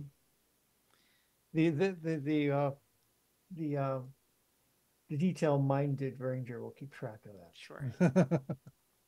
All right. So Now, I think is that person days or like days for all of us? that is days for everyone. Okay. Yeah. So 17 days for everyone. It was a day and a half into our trip, so we have 3.5 days of travel to Glorium, 17 days of food. Yes, we should keep this in mind when considering picking up more hitchhikers. But we seem to be pretty well able to provide for ourselves. So also, Felix doesn't need to eat. Yeah. Technically not alive. Yeah. But in the future, Sure. future Yes, hitchhikers future might Yeah, be. if we keep gathering strays. So what do we know about the Caverns of Thought? Have we been in there to check on that yet? I have asked Malleus. Well, let's so the time has come to do some research for that. Let's have another with advantage roll. This is again assuming that you've spent an hour, but certainly we're on kind of a times table where there's not a problem. Right. Okay. Just a straight intelligence roll? Well, history History or investigation. Investigations probably makes the most sense because you're specifically reading up on it instead of relying on your own knowledge. All right, I'll roll investigation at advantage. Sure. All right, that's an 18. All right, so yes, reading up on the Caverns of Thought. There is this is a hostile realm of tunnels. There is it is reputed to be the home of an entity named Ilsensine, which is basically it's an illithid deity. Ooh. Oh, nice. Oh. You give that a wide pass. So basically it is an entity that is known to sometimes treat and converse with non-illithids who might seek out its immense knowledge, but it is also the sort of entity that is probably not going to suffer fools or part with valuable knowledge without something in return. I am certain Zathir would have opinions about us treating with an illithid. Yeah. Well, it's like as much as like stories and knowledge and such. No, I'll come back to the Court of Light. Court of Light. No, not unless we had you must or you otherwise will die. Right. Yeah. No, I think the Malleus good has And a even then, I'd think knee-jerk- twice. Yeah, Malleus has a knee-jerk instant detestation of any thought of going near an illithid. And I think the best, if we were going to go to Caverns of Thought, go with something worth trading that we decide on first beforehand. That would would cover the cost of whatever it would require. Still no. And then blow up. It'd probably detect anything that would make it blow up. So, Right. no, I'm not. No, just Yeah. no. Yeah, definitely okay with not going there. I think that as you are, you're continuing your journey, though you're gonna maybe skirt a little extra Yes. ways around the Caverns of Thought. Let's give them. Yeah. Let's give, So I think as you are, you are not. It's not necessary for you to stop when it's dark, right? But so you're going, pretty much day and night, so to speak. But it is around sunset on this like sort of second full day of travel that. Where's my text here? You are in the castle and it's walking along, and then all of a sudden there's a sort of doom shudder, and then the whole castle kind of sags as though something heavy enough to do that to a walking castle has just landed on it. Landed Nika from above. oh hell! to run to the run to the bottom and look up at the top. All right, Yep, so let's go look. Yeah, so Yeah. Kneecap's the first out there, and you look up and see coiled atop the walking castle is a mighty pearl-colored dragon with branch-like horns. Its brilliant eyes fix on you. In a warm, slow voice that sounds as though it were coming from far away, it says, "Kneecap, my old friend, how good it is to see you again." Wait, what? Remember we lost our memories? We used to Yes, be this I hot didn't shit, realize we were. high level was- adventuring party. Well, This yes, I didn't is realize we were friends one with of dragons. those. Hi. And Kneecap replies in Draconic Sure. to me, like, hi. Uh, Weird things happened and I lost a lot of memories. Uh, could I be reintroduced? Well, certainly, and I am sorry to hear of memory loss. That's not something that I would wish on anybody. Are the others here? I can introduce myself to all of you if you need it. Yes. Yes. Yeah. And so I'd imagine everyone else is kind of Yeah. gathering Let's go. at this point and is just like, Cuspid, Coracoid, Tarsus, Malleus. I'm glad to see that you're all together. So you have all lost your memories, but there's some. Oh, I see what has happened here. You may have indeed lost your memories, but I think that's not what has happened here. A reality dysfunction. Because I first met you hundreds of years ago, and you certainly don't seem old enough for that to have happened. I don't think you've lost hundreds of years of memories, have you? There's been all kinds of weird reality stuff going on with us in the past few days.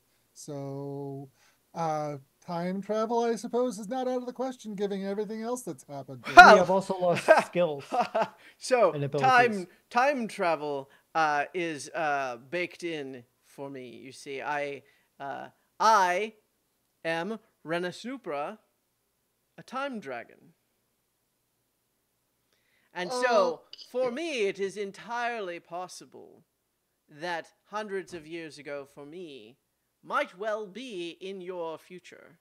However, if that is the case, I should refrain from saying too much more. I would hate to interfere with what has been such a productive friendship for what I think of as all of us, but certainly you wouldn't know yet. Yes, doctor. Spoilers.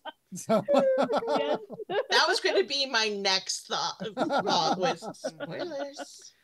That said, there is something that I think I must give you, and they reach down and like this is an adult sized dragon. So Very not big. not ancient, but like they're still huge. I think adults are Yeah, huge. Yeah, but certainly still pretty big. But it reaches down. It has like a little pouch at its side, and it fishes in it. And in its enormous claw, it's leaning way down, and it's holding out a talisman. Who do you think would like hold up their hand to? I mean, it? Kneecap, obviously. Yeah, Sure. the dragon trusts Kneecap first, so. Yeah. So I don't think there's a picture of it, but hands you a little talisman that on the metal chain has like a pendant on it that looks like a spherical onyx stone on it. And Renasnupra says, "Give this to the one who sees silver. You'll understand when the time comes." Okay. So, I had thought we might catch up a bit, but it seems as though it's you that need to catch up to me. We'll try to hurry that up. Yeah. So, we'll see each other again. I guarantee it. Good luck with the memory thing. Hopefully that's resolved. Kneecap will Yeah. holler at the same question in his version of Gnomish Mm-hmm. that he asked of that Kneecap asked of the owner of the thing. It has been several weeks. I'm trying to. Sorry, I don't remember. That's okay. I'll whisper it. Okay. And you can just say yes or no. All right.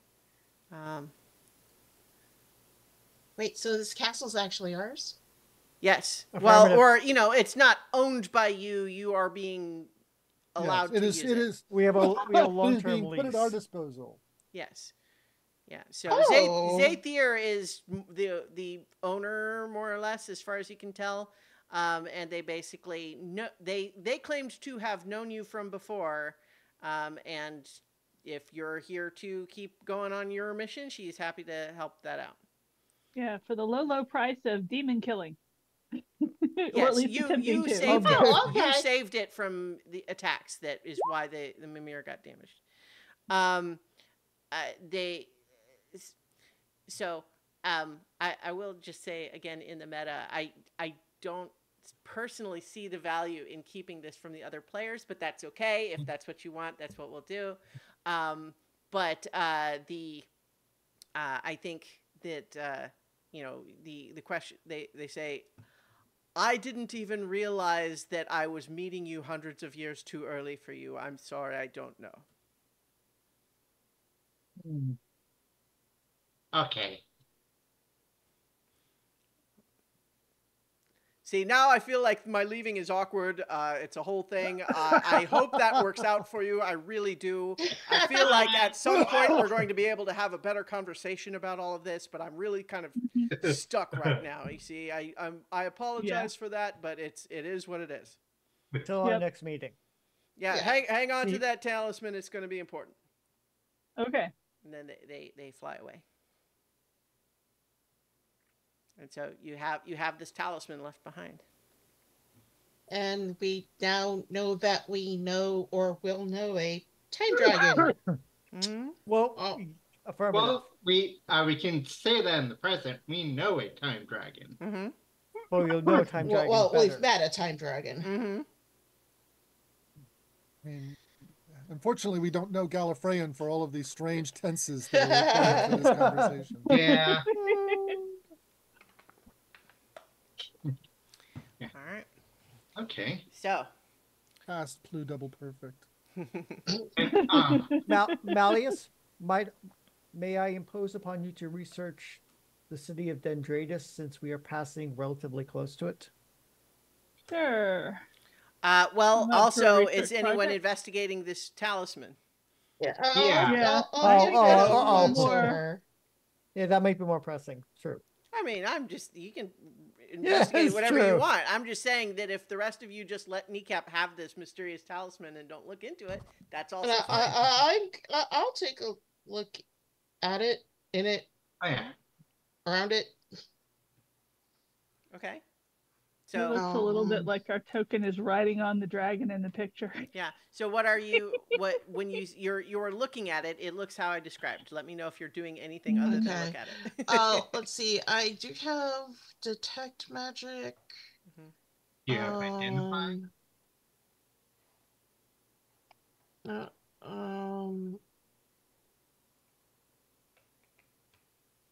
Identify. And I have identify as well. Okay. Identify would tell you what it is. All right. So yep, I identify. Are you casting identify? Yep. Okay. All right. So Sorry, cast identify. That's okay. I was waiting for you to say that's what you were doing. All right. Yep. So it is a talisman of the sphere. It does not have a sphere of annihilation, but if there were to be one nearby, you could control it with this. Holy Hannah. Holy moly. Yeah. It is a magic item that is used to control spheres of annihilation, but it is not inherently a sphere of annihilation in any way. It concerns me that is plural. That there are more than one sphere of annihilation? Oh, sure. Sphere of annihilation. That concerns me. They're all over the place. Well. So, and we're giving this to the silver-eyed one? The one who sees silver. The one who sees Yep. silver. All right. So whoever likes can add that to their inventory. It does require attunement if you want to be able to use it. So let me know if anyone is attuning to it or if you're just holding on to it. I figure, if nothing else, I'll hold on to it. Probably not going to attune to it. All right. Yeah, like if this is intended for someone else, maybe not attuning to it because I don't remember if like someone else trying to attune to it after makes it take longer or something. No. It breaks the attunement if someone else. If someone else attunes to it, it breaks the previous attunement, but it doesn't take longer to do. Okay. Now, like, I think if depending, like, I might be getting your second campaign a bit mixed up, but like there might be issues if there's like, I don't know. I think I'm getting your custom magic stuff. All right. Okay. Yeah, if it's not going to interfere, I will go ahead and attune to it because in case we come across the sphere of annihilation early, having. Okay, so are you holding on to it then? Yeah, I'll hold on to it and work on attuning to it because why not? Yeah, there's nothing, like just concentrating on it for an hour is all it takes. What? So in any case, we're getting some research on Dendritus. Oh, that's why I asked for Malleus to do, yes. Since it's right there. Yep. All right, let's see. And if someone would like to ask yes. While Malleus is doing that, I'm going to pull Decap aside. Okay. 19. All right. Let's hear this conversation first. Decap, I have noticed you have spoken to two individuals which know more about us than we know of them in Gnomish and have asked an interrogative question. What question are you asking them? You ask the same question each time. I ask them if they know where she is. Who is she? She's sister? And he brings up and he does an illusion of himself and then another figure very similar, somewhat feminine form, but kind of foggy. Left and don't know where. Is this a memory that when did you first have this memory?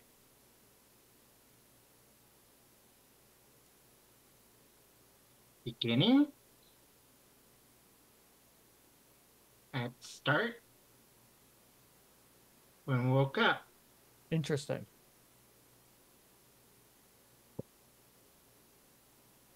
What? Query, why have you been so secretive in asking this question? Don't know. And he takes out a little pendant thing that you might have noticed that he's taken from he has multiples of it that he's taken from each version of himself. And it's kind of a amber, translucent amber with kind of a gold pattern inlaid on it, but it looks incomplete. Has other half. You seek the other half, which you believe your sister holds. Affirmative? We'll fix. Understood.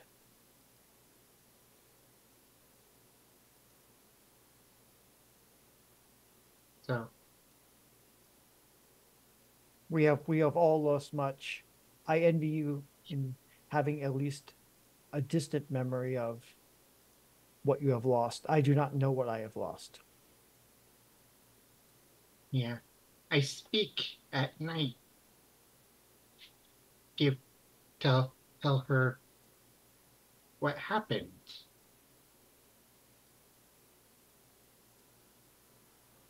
Tell our friends. An adventure. Tarsus gives a nod on understanding. And Kneecap kind of leans in and hugs Yeah, him hug. around whatever parts is at the area. I don't know if he's robot hugging a gnome. I'm not quite sure how this works, but we'll go with it. Yeah. Either knees or around the crouched body. Yeah. Kneecap to consider if we are destined to potentially live hundreds of years, that would increase the probability of you finding your sister at some point in future. Yes. Will live. Can live hundreds of years. Affirmative. Eldest no is 300 years.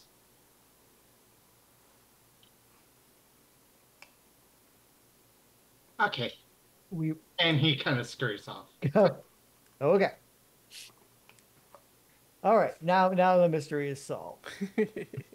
For the moment, until we actually try to find his sister. But that's a different thing entirely. So Malleus was researching Dendratus. Dendratus is a Rilmani community, and Rilmani are a sort of a race species unique to the Outlands, although they can travel other places, but they are beings of living metal. And let's see if I have any handouts for some Rilmani. Just to, I don't think they have a special handout for them. But they're basically, they have kind of simplistic mask-like faces, and they're made of metal in approximately humanoid shapes. But they are alive, and Dendratus is one of their cities. It is obviously very near and overlooks the spire itself. And it is also notable for the city as it grows, and it's a relatively big city, is growing in such a way that it is slowly enclosing what seems to be an enormous corpse. It is unclear. It is basically, it's at the base of the spire, and this corpse is like at the base of the spire, and the city is basically trying to like expand to like cover it and like entomb this body. However, it says the identity of this corpse is a closely guarded secret. And it's the corpse that, like, and when you say corpse, you mean like a large When being? I say large, yes. So we're talking something gargantuan. Gargantuan in size. Yes. Okay. Mm-hmm. Huh. Wow. There are speculations that it is a dead god, a visitor from beyond the multiverse, who knows, but the Romani presumably know, but are not telling. Interesting. This is my surprise face. Mm-hmm. A mystery in the Outlands? Mm-hmm. It's more likely than you think. But yes, so certainly though, as you get anywhere near Dendratus, you're also where you are looking up at the spire, and it kind of breaks all perspective because it's just too big and too tall. It kind of makes you dizzy to even look at it. Mm-hmm. Yeah, probably some time where a Kneecap just is standing by the railing, looking up, and just it just kind of lost in the perspective. Yeah. And so is that also on your bucket list, Cora?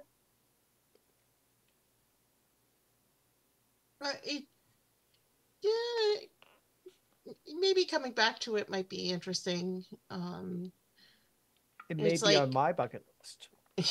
Yeah, definitely. All right. So I would encourage one of you to perhaps move the token and just like creep it along. Don't move it too far at any one time. You obviously see different little landmarks or regions on there. Yeah, so I'm maybe... kind of curious about this. What looks like a shipwreck. Mm-hmm. Yeah, I can't move it. Yeah. Oh well, Nope. never mind. Yeah, no neither power. can I. I can do that. Yeah, so I can fix that. So now you can. Okay. Yeah. Yeah, like that. Mm-hmm. As we move along. Yeah, so I think, this area looks very much as though it is a active, flourishing coral reef, except for the fact that it is not underwater. Ooh. Interesting. Mm-hmm. That is awesome. Are there any fish? No. I want to stop and collect some. Yeah? Nice. Yeah. Yeah. This looks like a potentially interesting looking roadside attraction. Yeah. Tourist trap? Yeah. So, Tourist trap of the outland. yeah, so let's go ahead and have someone roll a d20. See if we have an encounter here. I'll roll. All right. Uh-oh. Oh, somebody already did. David did. Yeah, we got a 3. Just for the record here, this is improvised. We're not rolling on an actual specific table in the book. This is me just deciding, interpreting what it means. Mm-hmm. So in any case, I think while you're wandering around collecting the coral, there are not fish, but there are various elaborate birds with strange and exotic plumage that seem to be flitting around the coral in much the way that fish would in the ocean. And I think that you are easily able to collect some without difficulty, Cuspid. But while you are doing that, Kneecap is chasing the birds. let's see. They're all saying, "Hey, get away, stop." I think that, yeah, you know what? Let's just do this. So I think that as you are kind of, so tell me, Cuspid's sort of demeanor here. Is this a very sort of calm, collected, oh, this is interesting, I shall collect samples? Or is she kind of entranced by the beauty a little bit? The outer demeanor that she presents is calm and collected. That's pretty much the way she always goes about. But she's definitely not like making this an efficient thing. She's if anybody asks the reason that she's just not like just grabbing a piece and moving on is, oh, she's saying, well, I'd like to find a piece that's not, still a living thing. I'd like to find something discarded or picked clean or something like that. And colorful, something interesting. So I haven't found the exact piece I'm looking for yet. Okay. But internally, she's like, oh my God, this is beautiful. Yeah, as you do. Let's see. Ooh, this is shiny. Ooh, this is shiny, but it's coral, so it's not exactly shiny. No, the raw stuff often isn't. You have to like polish it and carve it and stuff. So I think that as you are, walking around collecting various little bits, I think that there's a really interesting specimen that you are trying to collect, and it seems to be affixed to something that's a little unusual. So you're like trying to collect not just the coral piece, but like what it's attached to. And as you sort of pull it up, you realize that this piece of coral is sort of growing onto a rather impressive looking gemstone. But as soon as you have pried that up off of the ground and are holding it, you hear a voice booming out, "Stop, thief! You are stealing from the property of Gluba the Married." I'll put it back down. My apologies. I did not see that this belonged to anyone. Who am I addressing here? What does he look like? I think that the wind seems to be swirling around with a lot of like bubbles in it. Who else is around? Is everyone else hanging out while this is happening? Absolutely. Oh yeah. Yeah, like Yeah. Sure. this is Exploring, pretty. looking, Mm-hmm. mapping. Yeah. So I think that what swirls up in like a tornado of sea foam is an enormous, thickly built fish-like creature with green scales and little frills and spines and everything, but below the waist is just like a tornado, like a water spout. And it just says, "Look at this! Look at you stealing and destroying my precious works of art! You must be punished!" I put it back, and I'll kind of step away. And I think as you say, I put it back and you step away, where you said it, it kind of goes, tunk, and falls across Oh the ground. no. Oh no. Oh no. It's like, do you know how long it took to grow it in that precise spot?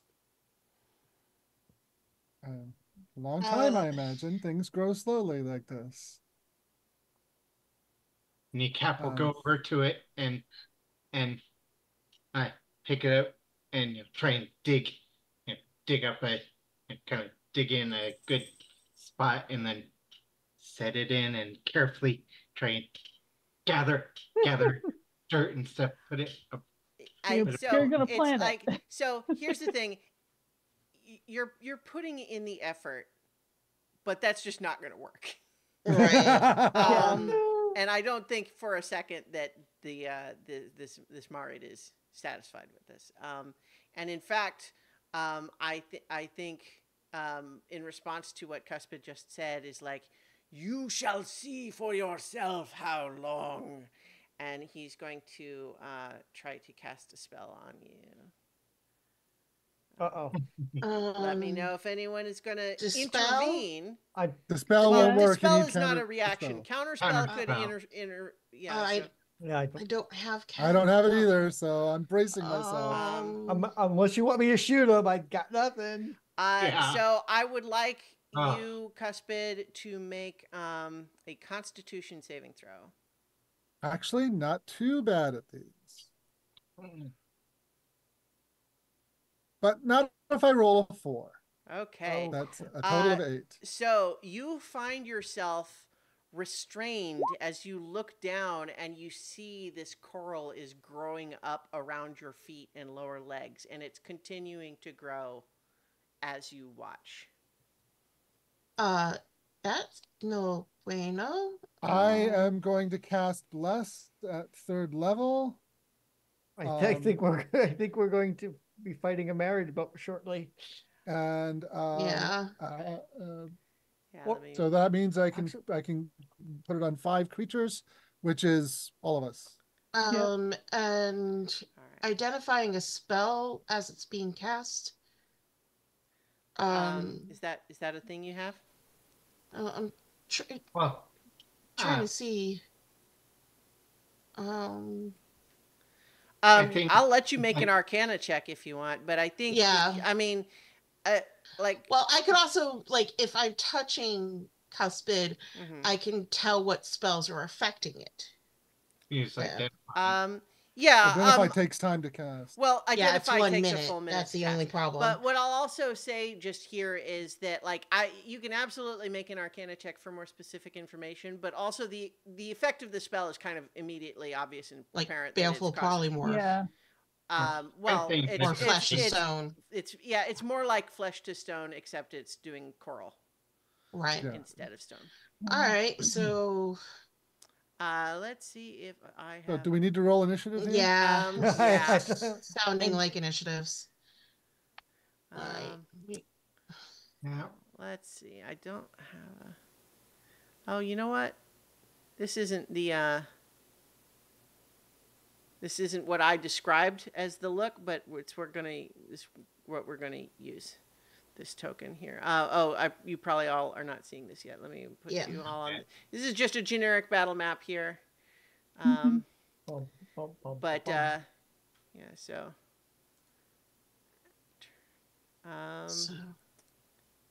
I might not be exactly the look, but I think it probably fits the attitude. All right. Okay, and then.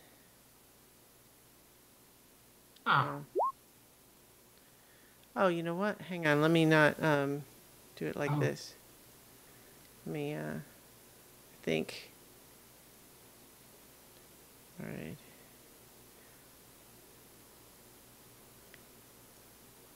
Oh, interesting. Okay, yeah. So this is the look. I had the token that I was actually envisioning here.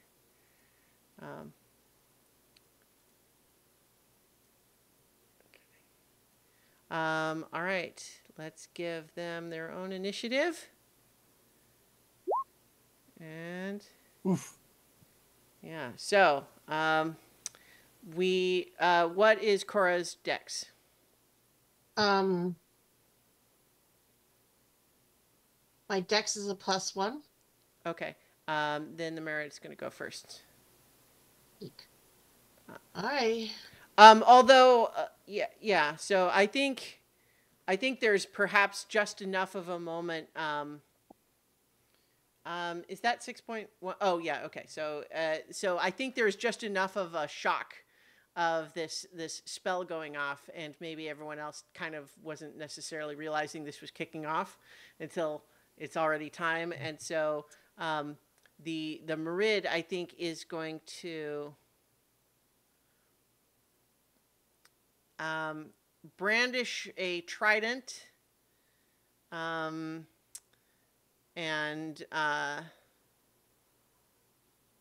let's see. I think for the moment they're just going to, having just cast this other spell, and then looking at the rest of you, is going to say, "She is paying the price for her audacity. The rest of you need not suffer her fate." And that's going to be their turn for this round. So, Cora. All right. I am... Also, you can place yourselves where you want, because obviously this was kind of like a spur of the moment. Yeah.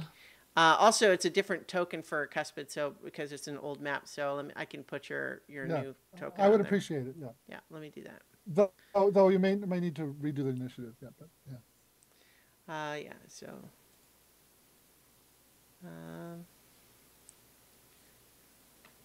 There we go. So place yourselves where you want to be.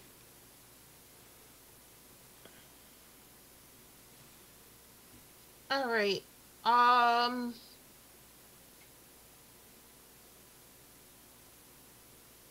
going to try to dispel the flesh to stone. Okay. I am assuming that you're casting it at the standard 3rd level. Yep, because that's all I have yet. Yep, sure. So go ahead and make a spellcasting ability check. So for you, that's charisma. So make. Okay. So. So that's just a straight charisma check? Yeah. And you are you're trying to get a 16, but look at that. 22. So yes, you dispel the effect of this coral spell, and the coral that had been growing up around your feet, Cuspid, dries up and flakes away and bleaches white. And the Mara just says, "That tears it." Anything else for your turn, Cora? Nope, that's it. All right. Malleus. Did my bless spell get off, or is that something I have to wait for my initiative on? you know what? Let's say that it does. It did, because that Okay. I'll say that's when I think everyone kind of realized that it was actually happening. So who did you do the bless on? I used it on 3rd level, so it would be everybody. Okay. And mainly I was doing it so I'd get an advantage on the saving throw Okay. to continue. But Mm. it's useful anyways. Mm-hmm. Yep. Oh, yes. All right. So Malleus. Okay. Action. Mm-hmm. Let's pull out ye old flamethrower. Okay. Good choice. And it's going to be a handheld flamethrower. Okay. But that doesn't impact its effectiveness. It just Mhm. It's a flamethrower in my Sure. hands. Mm-hmm. Let's see, and let's see. All right. Mm-hmm. I'm trying to remember if I can fire it at it fires as a bonus action. Mm-hmm. So the Marid must make a dex save of 16 or take 2d8 fire damage. Sure. Dex save. It got a 22. Yeah. Yeah. So it on its little water spout legs, it can move surprisingly quickly. But you also saw it like swirl up in a vortex of sea foam. So it's its physical appearance is somewhat deceptive in that way. So it only takes 2 fire damage. All right. Okay. Great. That's your turn? Yep. Okay. You're gonna stay right there in front of him. I'm gonna stay put where I am, because I have no doubt he has a 10-foot reach, and I'm I'm gonna get hit with an opportunity attack. Sure. True. All right. So that makes it Tarsus, your turn. Okay, so I will enchant an arrow with a bonus action to do force damage, and I will take a shot at him with. All right, here we go. That's only a 15. I don't think it's gonna hit him. Remember, you had a D4 for the blast. Oh wait, plus well actually. Yeah, Well, plus the blast. Right. Yeah. Plus a 2 is a 17. Makes a 17, which is what you needed. Hooray! Hooray! Hooray! So a total of 7 force damage. Nice. Okay. Okay, I get a second roll. I get a second attack, but this one won't. This one can't have the force, so it's just a regular arrow. I'm gonna suspect he's going to be resistant to this, but I'll get this shot anyway. That is a critical hit. Nice. Nice. And so it is actually not resistant. Oh. So okay, that's what, 16? 16 piercing Nice. damage. And I'm gonna stay nice and out of the range of that target. So as you send those 2 arrows his way, he's just like, oh, look at you! What an interesting addition to my collection you might be. Oh God! Oh no! Oh bad! All right. I made him Look at mad. this stuff. Isn't it neat? Yeah. Oh, I'm God. going to call you Dinglehopper. Oh dear. All right, so that was Tarsus. Anything else for your turn, or? No, that does me. Okay. Cuspid, I guess that's you're up again now. Action, disengage. Hmm. Move action, 30 feet off away from this guy. Sure. Bonus. Incidentally, I will let you know, just in case it would change this. Mechanically, even though it's reasonable for you all to assume that he might have a 10-foot reach, he does not, in fact, have a 10-foot. Okay, well, I'm being prudent. Fair enough. Because I'm also doing a quickened guiding bolt at Okay. 2nd level. All right. look at that. That's a 17. total of That's it. 17. Yeah. My bless would make it higher, but that doesn't do anything. So the damage at second level is 5d6. All right. So total of 19 damage. Nice. 19.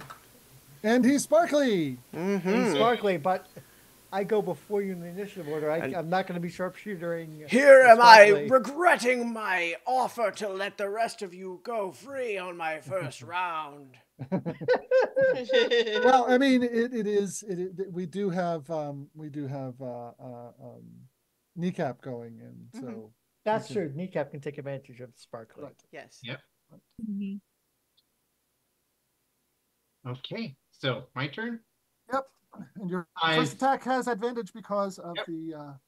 Is the Marid reachable from ground level? Yeah.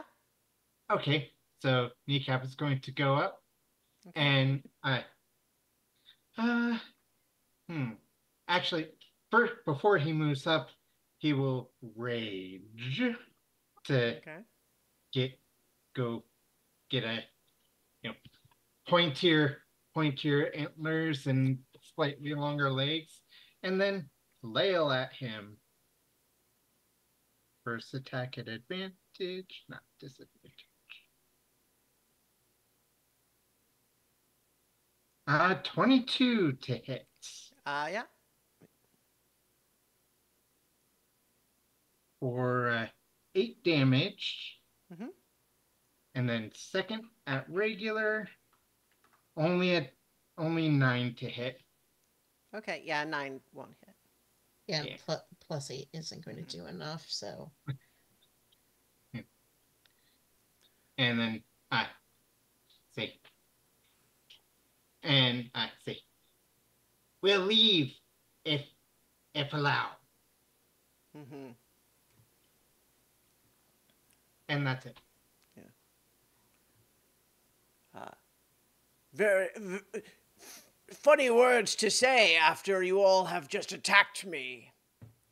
All right, but it is his turn now, and I think he is going to say, gosh, I need a good name for him.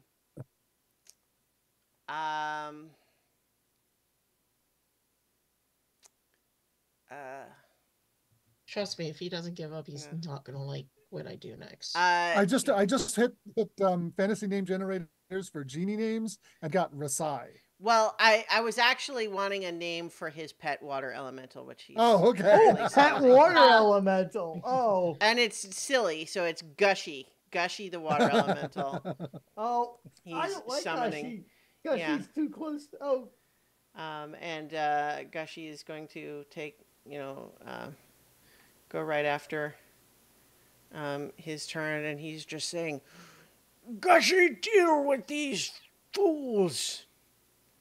And so, yeah, Gushy's gonna, do that. Give me a moment here. What size is Gushy? Large. Large. Darcy's Yeah. large. Mm-hmm. Yep. And Gushy on his turn is going to move into Malleus and Kneecap's space and use their whelm. So I need a strength saving throw from Kneecap and from Malleus. Oh, I don't like that at all. Okay, so that's Dex. Okay. 17 for Malleus. Okay, good. Only a 12. Wow. Okay, All right. so Oh no. Bardic inspiration. yeah, on that? you Well, can't No, bless. bless, but not bardic inspiration. You can't do as a reaction. Oh. You have to give it in advance. Oh, Bless- as a Bless would bonus work on action. this, right? Yeah, but it has to be on your But turn. on your turn, it's Oh. your bonus action on your turn. Oh, that's right. Okay. Okay. So With Bless, it's 13. yeah, it's still not enough, unfortunately. So, 8 plus 4. So it's going to be 10 bludgeoning damage for you, Kneecap, which is halved because of your rage. and you are also grappled and restrained and cannot breathe because you are immersed in the water. Malleus, you are managed to avoid being caught in this thing, and so you're like pushed out the side, so you're not in it in that way.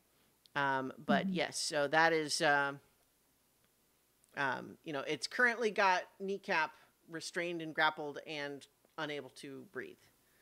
In the meantime, on his turn, Merritt is going to move over here. You can make an opportunity attack if you like, but it would be with disadvantage, Kneecap, because you're whelmed.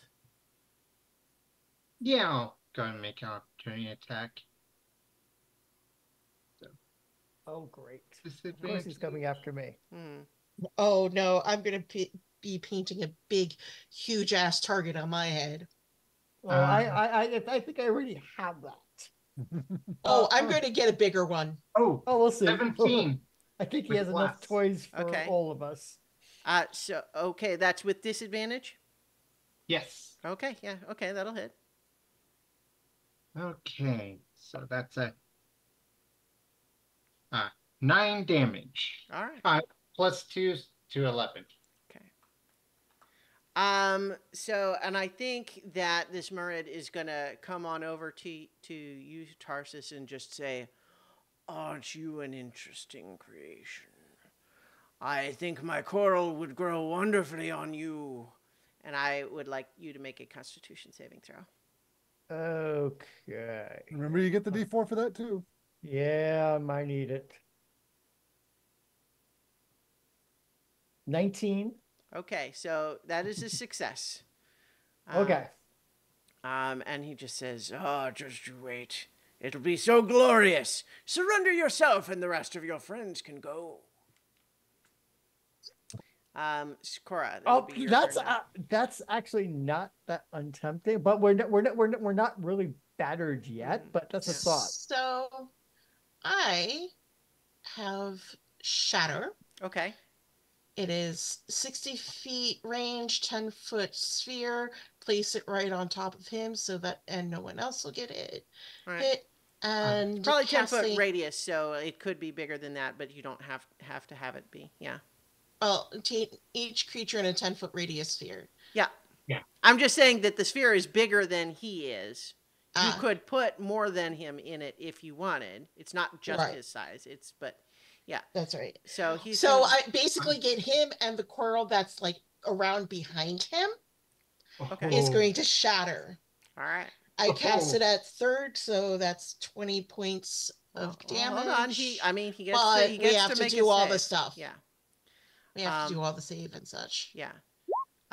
He got a 26 on his Constitution. Okay, so save. he did save, which I think makes him take half that damage. Half damage, but all the stuff around him also breaks. Yeah. So the coral. Hence the big, huge target on my head. I see you maddened him. Pissing him off. And as my he looks around at the shockwave and how that's all damaged his coral, and he just looks over at you and he has a tear going down one cheek and he just goes, "You monster!" And I move further away because great. I move further away. Drawing aggro. Yes, exactly. Oh yeah. All right, Malleus, it's your turn. I would definitely say go after the bread. That's what I was thinking about. He's pretty good with Constitution saving throws, so yeah. My flamethrower is a 15-foot cone, isn't it? Yeah. Yeah. There's definitely ways to put the cone so it doesn't hurt anybody but the yeah. That's not all a right. problem. So, but remember all right. So what I'm going to do is I'm going to cast Scorching Ray, Okay. which is 3 bolts of fire at the Merid Uh-huh. for my action, and if my bonus action, I'm going to fire my Oh shoot. my Eldritch Cannon. All right. Oh wow, you just Okay. So Shoot, I forgot my bonus action to give a bardic inspiration to. Okay, we'll say you can do Kneecap. that. Yeah, we'll let you do that in retroaction, but try to remember on your turn. Yep. okay, so I'm gonna roll the hit and then the damage, hit, damage, hit, damage. Okay, yep. Remember, you get the bless with each as well. All right, and yeah, so one. 18 for 6 damage. Mhm.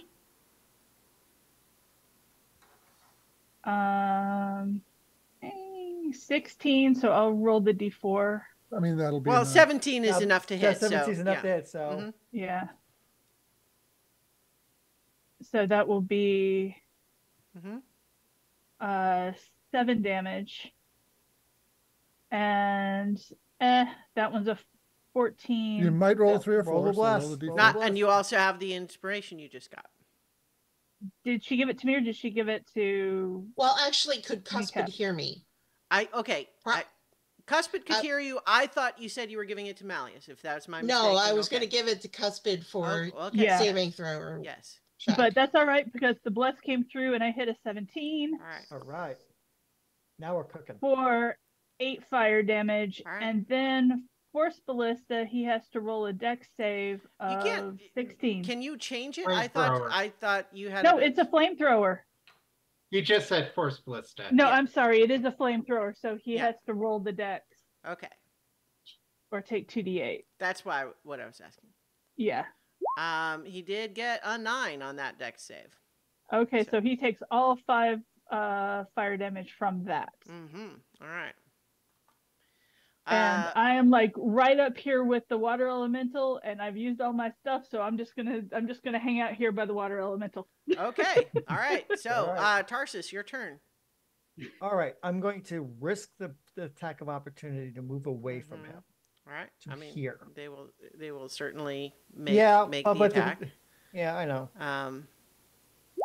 It's they got a 17 to hit That'll hit me. for 18 piercing damage. Oh, okay, maybe that wasn't such a great plan. Ow. Okay, but all right. So then, then I will charge up a force arrow and take a shot at him. Mm-hmm.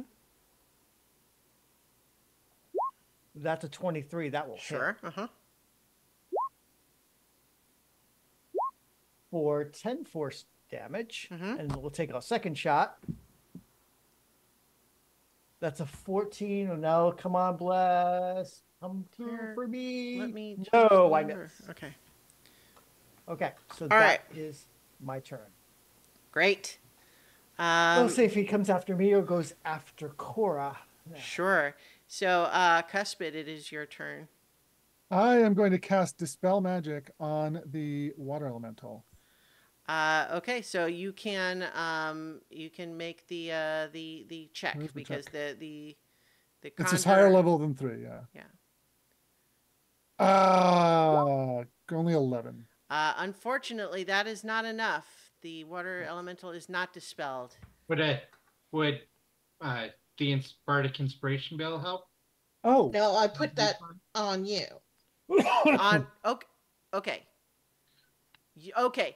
Cuspid is Nobilis's character, the tiefling over here. Oh, Kneecap is David's character. So who had the inspiration? She clearly intended it to be to help Kneecap escape from the Okay, water so elemental. That's so what I was that That's what I- okay. Oh, sorry for confusing all the names. That is okay. That is okay. Kneecap. Yeah. Oh, you know what? The thing that I've busted. Okay. So in that case, you have blessed, but not well, and there's also blessed doesn't work for ability checks, right? It's attack rolls and saving throws. So in any case, unfortunately, that is not enough for to dispel it. Anything else for your turn? As a bonus action, I am going to use a first level spell slot to restore sorcery points. Okay. Mhm. All right. Kneecap. Okay. escaping from the elemental would be an action, correct? Yes.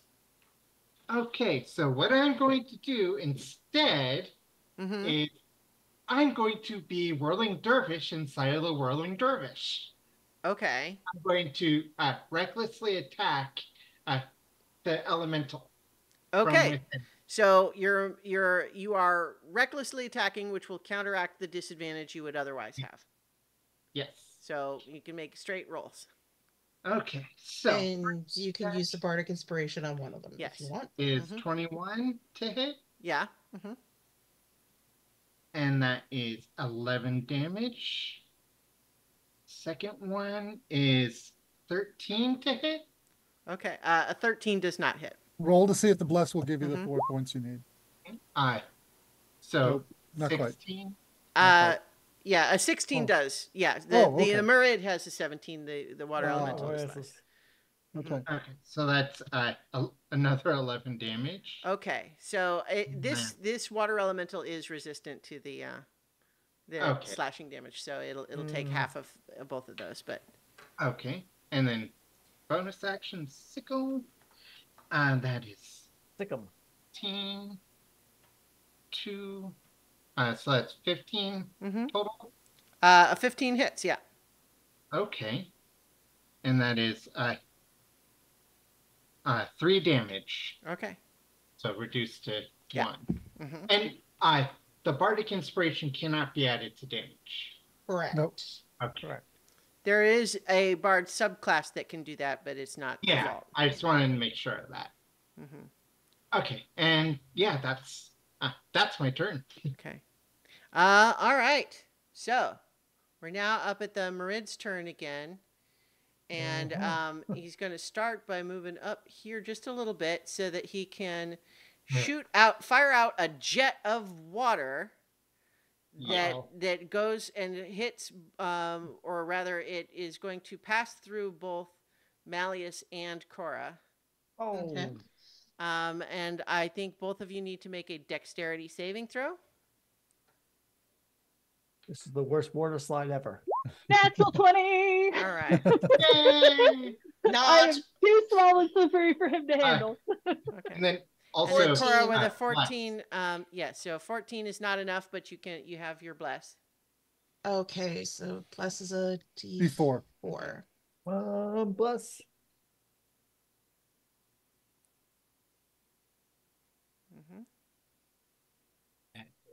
Okay, 15. No.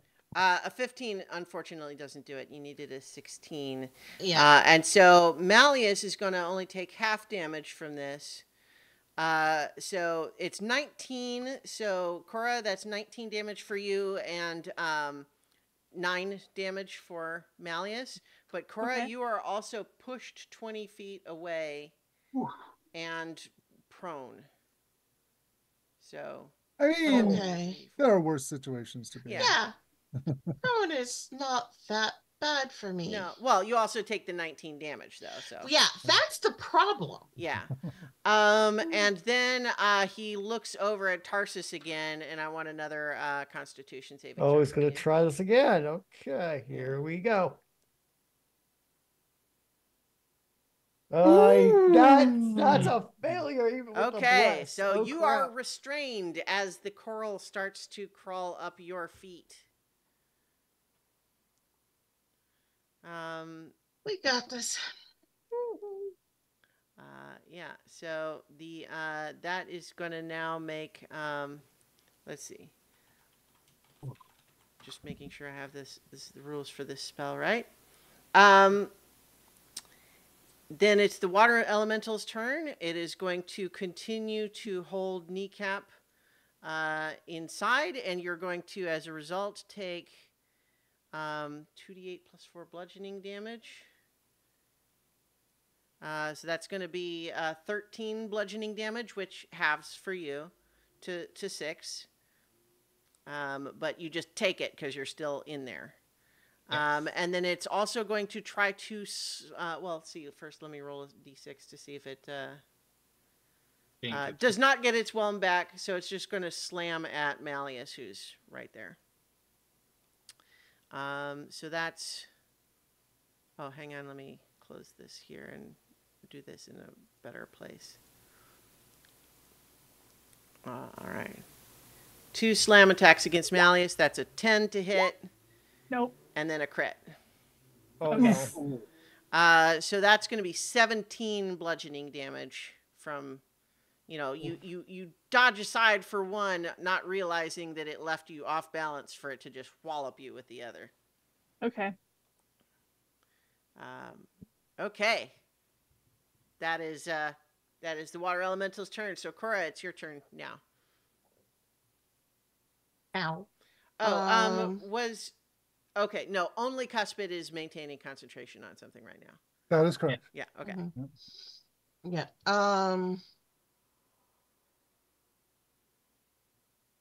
Okay.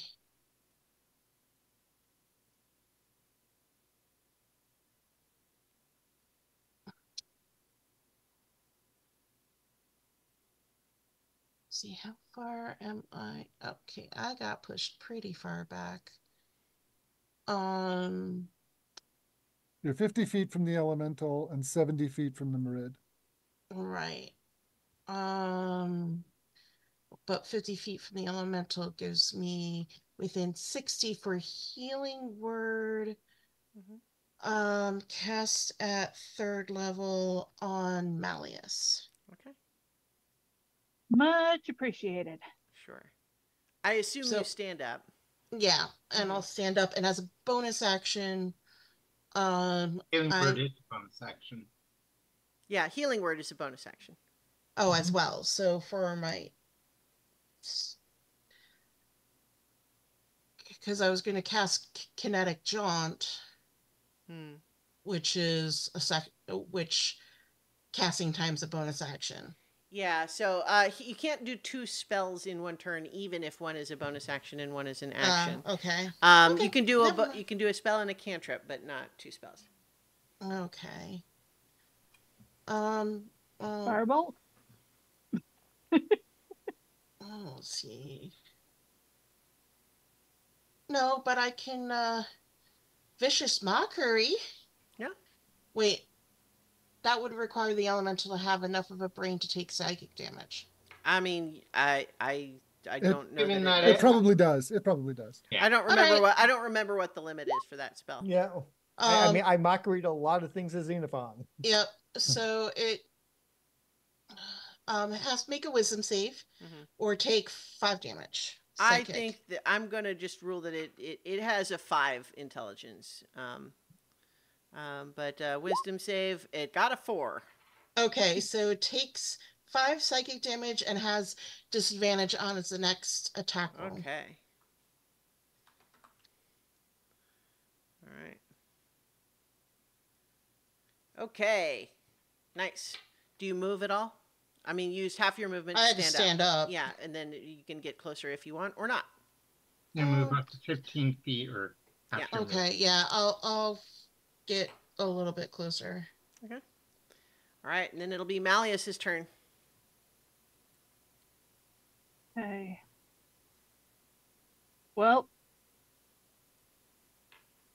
I will be honest, I kind of liked the way that whole scorching ray thing happened. Mm-hmm. That was pretty awesome. Yeah. So I'm going to do it again. All right, yeah. All right, so that is 22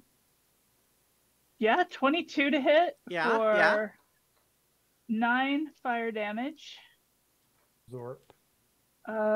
17 to hit for 3 fire damage. Mm-hmm. And then 20 to hit. Baker's 20? Baker's 20 to hit for 6 damage. All right, yeah. And then I need a dexterity saving throw. Mm-hmm. I'll go ahead and roll that damage. Yeah. It's either a 9 or a 4. Got an 11. Mm-mm. Yeah, so he's starting to look a little bit like crispy and dried out and doesn't appreciate it. Yep. And I'm still right here by this dude. So yeah, I'm I'm a glass cannon, but I seem to be doing pretty good. Mhm. You're doing good on the cannon part, Yeah. Yeah. which is part of Okay. the point. More better, more booms. Mhm. Um. All right. So, I think that. Yeah. Okay. So that's your turn. Yep, that is my turn. Okay, Tarsus. Okay, so do I make the Constitution I saving throw believe you first? make it at the. Let me actually Yeah, double that's a good check this. question. You make it at the end of your turn. So you are restrained for the moment. Okay. You're going to make another save at the end of your turn.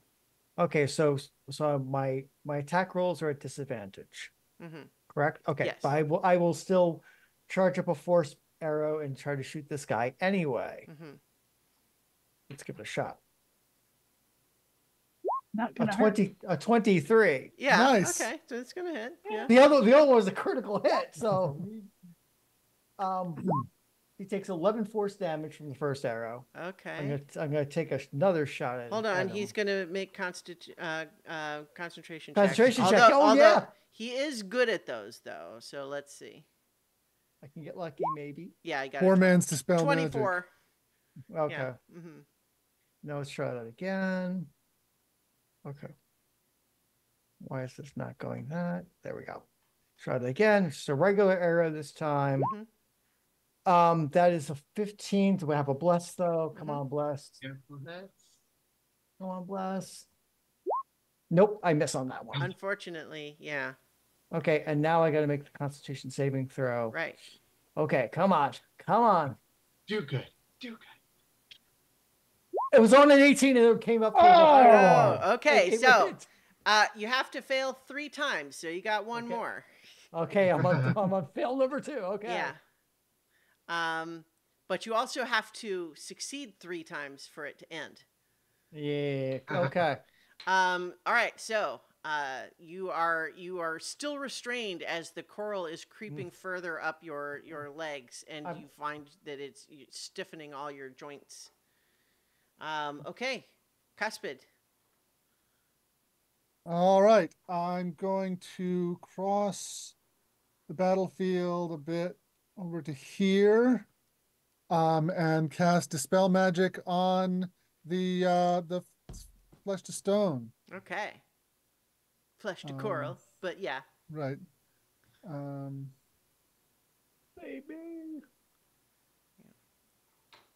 Maybe. 22. Nice. Okay. And I will spend 5 sorcery points to recover a 3rd level spell. Okay. So Thank you. Yes, that works. All right. Anything else for your turn? That's my action, movement, and bonus action. So that's all. Kneecap, you're up. Okay. Well, This thing can still keep hitting you while you're inside it. Yeah, but I could keep hitting it too. Yeah. I mean, kinda. I could keep You're trying. not doing a lot to it. Yeah. But do would be. Yeah. Take the actions that feel appropriate to you. Yeah. You know what? It's athletics to. Yeah, bear in mind you also can't breathe right now. Like you're not literally suffocating right now, but it wouldn't take much. It's athletics to escape. Well, athletics or acrobatics at your choice. Yeah. Athletics. Okay. Yeah. Okay, and this would be at advantage because I'm raging. Yes, I'm suddenly trying. This is always a little bit wonky because restrained would usually mean that ability checks are also at disadvantage too. I think, right? Like, it's it's always one of those things where it's like, if you are restrained, but it says there's a grapple for a certain, so let's see, restrained. The creature attack has rolls disadvantage on dexterity. Okay, so yes, so no disadvantage so your advantage from rage stands. Yeah. Okay, cool. Mm-hmm. Advantage. Roll. 22. Oh yeah. So I mean, you're able to pull yourself out without difficulty, but it does take your action. Okay. Yay! I think you did or did not use. You did not use the I did bardic not. inspiration you have, so you still have that. So, Right. and that's no movement. Doesn't take. didn't Right. take You it. just broke the grapple. Yeah. You pulled yourself out. 2, 3.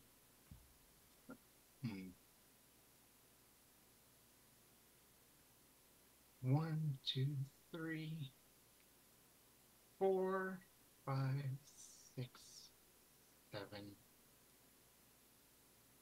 Yeah. And so that. Okay. I mean, it's going to take an opportunity attack. Yeah. It's going to try to slam you as you move away. And it get wow. Okay. Good thing you weren't still reckless because it would have been a crit, but it's still a 25 Okay. for 12 bludgeoning damage. 6 Reduce. for you. Yeah. All right. And then I'll say it's like, time to go. Time to go. All right. So that is that is Kneecap's turn. It's now the Marid's turn. And it is going to move up just a little bit to line up Kneecap and Cuspid, Oh man. who both now need to make a dexterity saving throw. Yep. And So 13 is not 17. 17 succeeds. and I can see this, so I have. You do, yeah.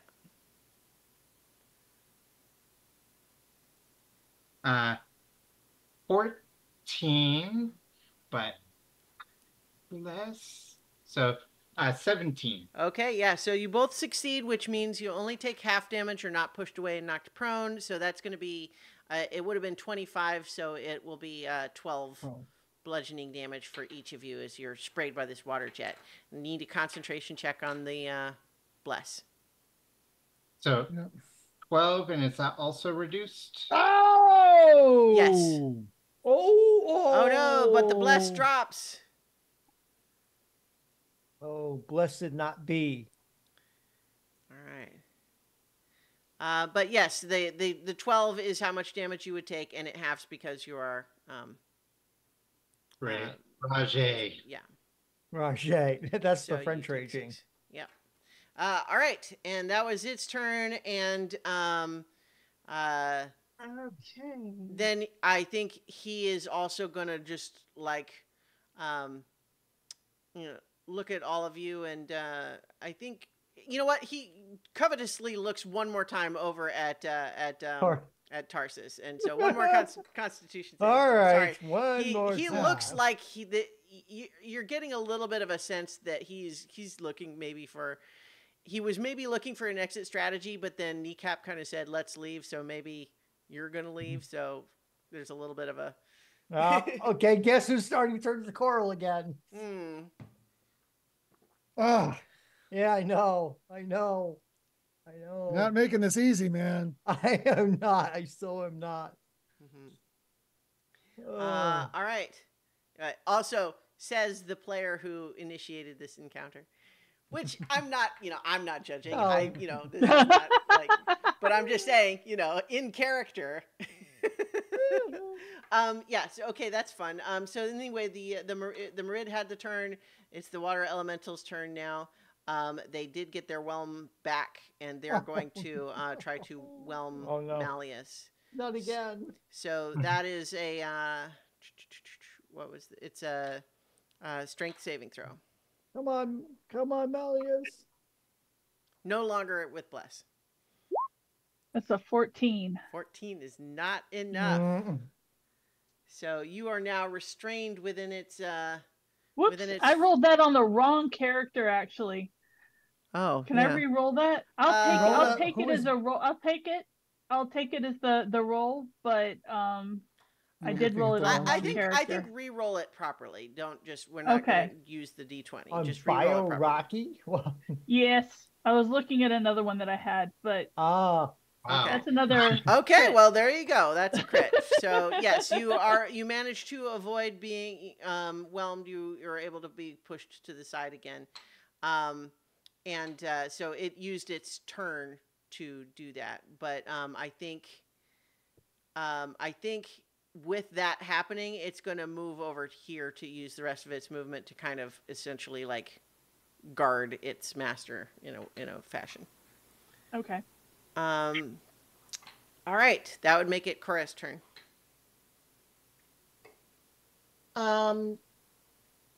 Bonus action kinetic jaunt on myself, which is come on. Gives me 10 extra feet. Mhm. Don't provoke ops. So 5, 15. Okay. Movement 5, 15, 20. And but that was already one spell.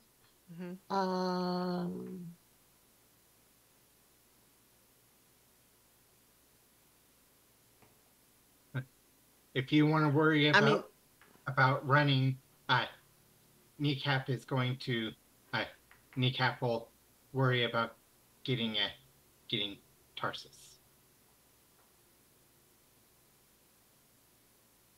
So, what are you looking to do here? I'd forgotten the 2 spells thing, so No worries. But what is it that you're trying to do? Oh, I was going to basically come up and shatter again because. Okay. Well, shatter has a range long enough. I don't think you need. Yeah, so I wouldn't have needed to do the kinetic jaunt. No. Yeah.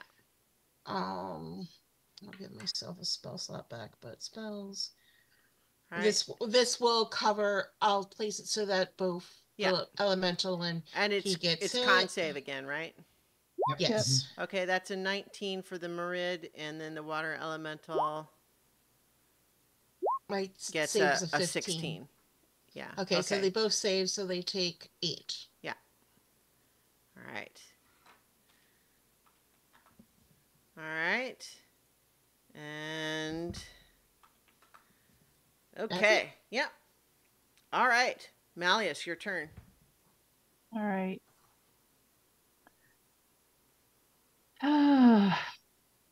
disengage, maybe? Yeah, he did say he was smart earlier in this game session. So action disengage.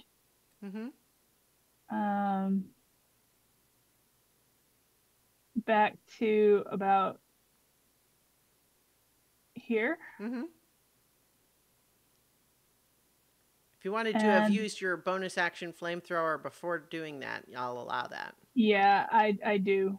But it would only have hit. I don't think it would have hit the Merid. It would only have hit the. It water counts elemental. as going around corners, though. Oh, okay. Yeah. Flame usually does anyway. Yeah. Dex save 16 for whomever the GM decides. The water elemental gets a 13. Oot. And the Merid gets a 13 also. So they both are. All right, so they take full 8 damage. Yep. Merid's got to make a constitution check. It does, yes. Please, oh please. It's 10 or less. 10 or less. the water the Merid has a pretty good. Yeah, I could cling to hope. It got a 12, so that's enough to hold it for 8 damage. Yeah. It has a 26 Constitution score. Oh my God! No wonder. Yeah. Wait, did you also take into account the damage I did? I didn't do a check for that, so let me do that now. Let's see. You did. The shatter was also 8 damage, right? Yeah. Yep. Yeah. Yeah, 15. So yes, Yeah. Thank you for the reminder. I hadn't rolled that check, but he also saves it. Yeah. Yep. Okay, great. So that's Malleus. Yep. That's Malleus's turn. He disengaged and backed away. All right, Tarsus. All right. I will try to. I will fire up a force arrow and try to save my own skin with an arrow at a. Oh, what the heck is that working? There we go. Anyway. I wonder. Yeah, that's not even close to it. No. All right, I'll take my second shot. Same burst. Completely ineffectual. Yeah, I think is Misty Step something that you could do? I'm not sure. I'm not sure. Can I Misty Step when I'm being petrified? I mean, it wouldn't end the petrification. It could move you physically. Move me. Yeah. Okay. But I use a bonus action, so I can't do that this turn, but I will see if I can make my saving throw here. No. So we're at two bad saves. We are one away from oral Tarsus. Yeah. Okay. Cuspid. Okay, I'm going to continue to track sideways here, kind of retreating and strafing, and I'm going to try and dispel that petrification again. Mother of mercy.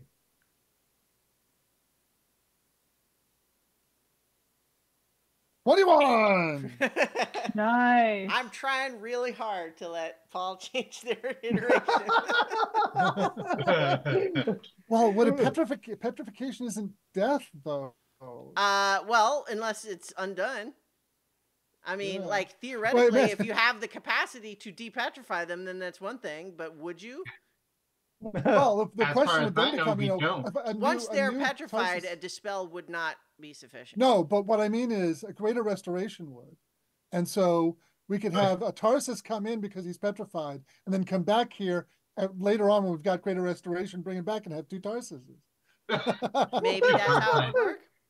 Maybe. Well, it doesn't matter. Anyways, doesn't matter. You saved me. Right. Spelled it. Yeah. And as a bonus action, I'm going to spend a second level spell slot in order to recover sorcery points. So that's it. All right. Kneecap. Okay. So 7 spots to get up here, 35. And I'm going to grab Tarsus and drag him. Okay. Tarsus is no longer restrained. I know. I know, but Kneecap's going to do it anyway.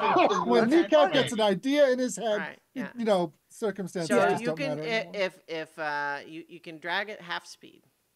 Okay. And would I be able to do an action to dash? Sure. Or it's grabbing me. Okay. Yeah. It's dragging the ranger. 3, dragging 4, the Warforged ranger away from the married. 6. Yeah, that'll be my remaining movement and dash. All right. Because while reaching, I have 50 feet movement. Yeah. All right. Okay, it's the Marid's turn. Is he going to try to petrify me again? Is he that determined to have me as part of his collection? I mean, well, look at what Cora did to his coral garden. Yes, but I'm the interesting subject. Cora's not. So I've now shattered twice, though. I know, yeah. I know, but at the same, he wants a new. You all are monsters in coral destroying, but he wants a new trophy. Yes, making another Constitution saving throw. Okay, here we go again, kids. No. 12. No. Would you roll like a ranger once? Just once? So terribly. And then with the primary action, the Marid is going to use gaseous form and then swirl down in and among the coral, achieving total cover. Oh, clever. Which can make it hard to hurt him out of this problem. And then the water elemental is going to, let's see, do they get their whelm back? Let's see. I'm overwhelmed. They do not. but they're gonna run over and I think. Let's see, what do they do? Um,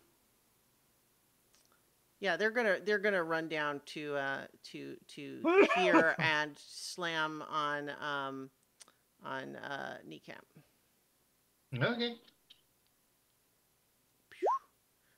23 to hit for That 11 hit. bludgeoning. Okay. Also, you didn't attack the last round. I did not. Oh I no! think you lost your rage. Oh, Yeah. no. So that would said be 11 damage 11 then? bludgeoning, yeah. And then a 24 to hit for 20 bludgeoning. Oh gosh! That's oh a gosh!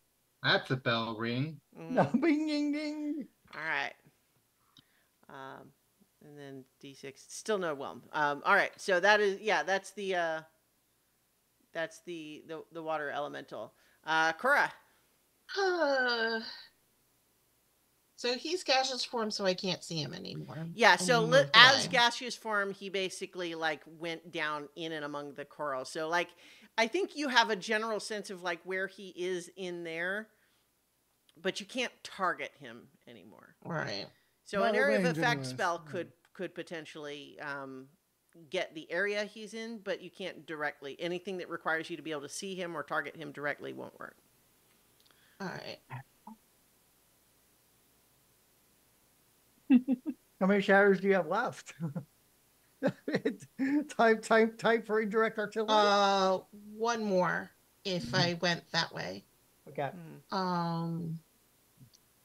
I mean, discretion may be the better part of valor here. Yeah.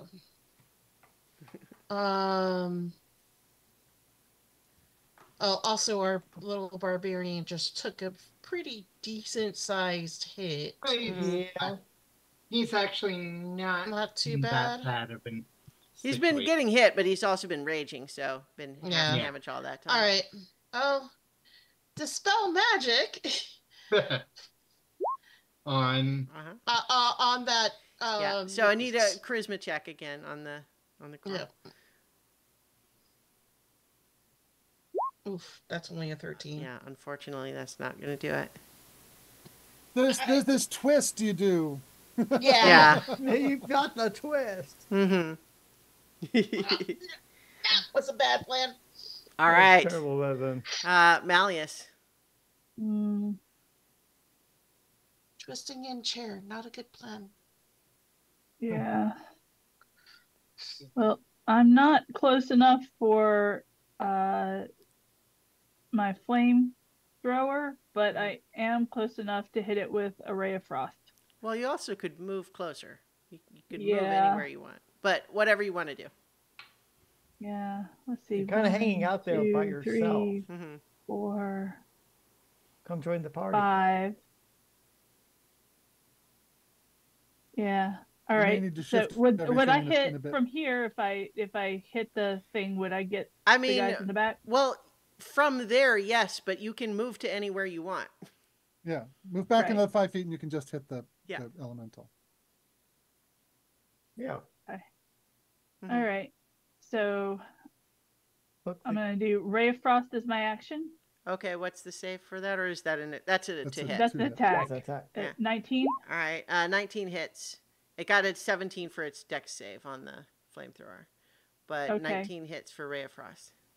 Okay, and for flamethrower, let me get the so 11 cold damage and load bite. 7 fire damage. I had a from the flamethrower. Yeah, so as it takes the cold damage, part of it freezes, and so its speed is reduced by 20 feet until the end of its next turn from the Ray of Frost. Yeah, and then I set it on fire. You froze it and then what? You froze it and fired it made the save, so it's only going to take 7. Yeah, that was very nearly full damage. Yeah. All right. That's Malleus. Tarsus, your turn.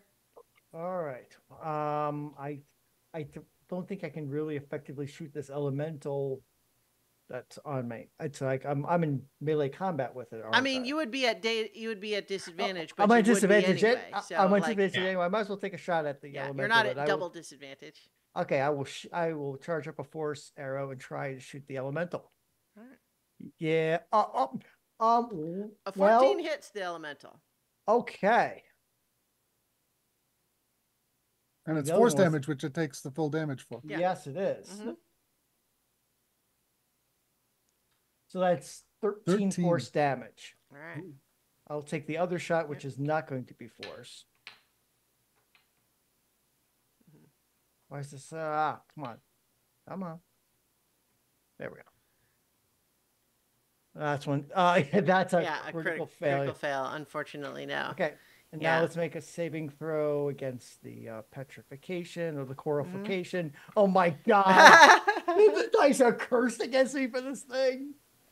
Yeah, switch. So is this number Switch 2 or number 3? It's the second failure, but it's the third time getting to that point. Yeah, it's the third time I've got the second failure. It's like All right, how can you do I don't have another dispel. I don't either. I'm going to cast a first level bless spell on Tarsus, Malleus, and Radius. Okay. And Radius is not here on Cora. Oh, not Kneecap. Kneecap. Sorry, Kneecap. Kneecap getting all the other names tonight. And as a bonus action, I'm going to burn another first level spell slot to gain sorcery points. And I'm going to retreat further, and we may want to like shift the battlefield to make more room. Sure. I'll just shift everyone else. Yeah. Just shift everyone 30 feet north because that's what I'm. Yeah. Okay. All right. So now 10, 20, 30. Okay. So, yeah. All right. That was Custer's turn. Kneecap. Okay. Well, Kneecap is going to Rage again. Mm-hmm. And then sparkling grab Tarsus and run and move and dash another 50 feet. It is going to so 20. You'll move. Well, if he's moving and dashing, it'll be a total of 50 feet. Yeah. All right. At a certain point, I feel like I am breaking the balance by not having grab Tarsus be anything. You know what I mean? Yeah. Okay. Like, so, well, it should be interact with an object. But then again, you are also really strong and really fast. These are the things that you would be good at, so I'll allow it. It's fine. So yeah, you can grab him and run away 50 feet. Except so the Merid is hiding. We're ignoring him. So yeah. So we're gonna have the attack of opportunity. Let me. Okay, sorry. I'm not yelling at you. This is me annoyed with the roll 20. Let me select the things that I want to select. I could see if there was a requirement for a cost, it could be. No. It's fine. Don't worry about it. But you so move however far you can move. That's how far. Okay, so you're dragging along, but you are getting the opportunity attack for sure. Yep. It gets a 14 to hit. That misses. All right. So you're gonna lose your rage again because you're not attacking or doing. No, you take damage though. I think if you take damage or do an attack, it keeps it. Wait, no, you didn't take damage because he missed. Hit. Yeah. Oh. So you will lose your rage again. Yeah. Well. But it did help. It did help you for the moment. That's fine. You know, like if. Tactical raging. All right. So it is the water elemental's turn. And let's see. I think it's watching all of you run. And I think it's going to... And its move is reduced, too. Yeah, it's reduced by 20 feet. And it doesn't... so I think it's going to dash to follow, but it can only move 20 feet at the moment. Because it's dashing because it doesn't want the master's prize to get away. Yeah, that would be Tarsus. Oh, Um, God. I did never realize it'd be so yeah. popular. All right. And then the Merid is basically like you've kind of left him behind and he's staying in his hiding place. So I'm not going to have him do a turn. Cora. Okay. Unless you all like go back. So concentrate Not on likely. concentrate to keep the kinetic jaunt up. 5, Mhm. 15, 20, 30. And I can cast at any point during my movement, right? Right. Yeah. Mhm. All right, so I'm going to do a path that will bring me within 15 foot of the water elemental. Okay. And cast Spray of Cards, Okay. which is a dex save. Good damage on it. 15 It got a 5. All right. All right. So it takes 17 damage and Mhm. has the blinded condition. All right. Nice. Nice. And then finish moving. Actually, let me make sure if the water elemental might. Yeah, be it might immune not to be. that. You might not see, but that 17 It is damage. not immune to blinded. So. Ooh. And how long does the blind last? For one turn? Until the end of its next turn. Yeah. Okay. All right. That's good. That's very Mhm. good. If you haven't used this feature on Roll20, Millie, you can use the little ruler tool to draw out and measure distances. Okay. And then you can right click to do like multiple paths. Okay. If you find that helpful. Yeah, I'll keep that in mind for next time. Sure. Okay. So that's Cora's turn. Malleus. See. You've got Bless again. Yep. So let's do Ray of Frost again because I have no spell slot. Well, I have spell slots, but no, I could do thunder damage to it, but the Ray of Frost seems to be doing just as much, and it's a cantrip. Yeah, and more importantly, it slows it down. Yeah. Yep. So Ray of Frost. 25 to hit. Nice. Yeah. For 13 fire damage. Nice. It's looking frost damage. Yeah. It's looking pretty rough now. It's looking really sloppy. It's not holding its form very well. Okay, and now I'm going to set it on fire. Dex save 16. All right.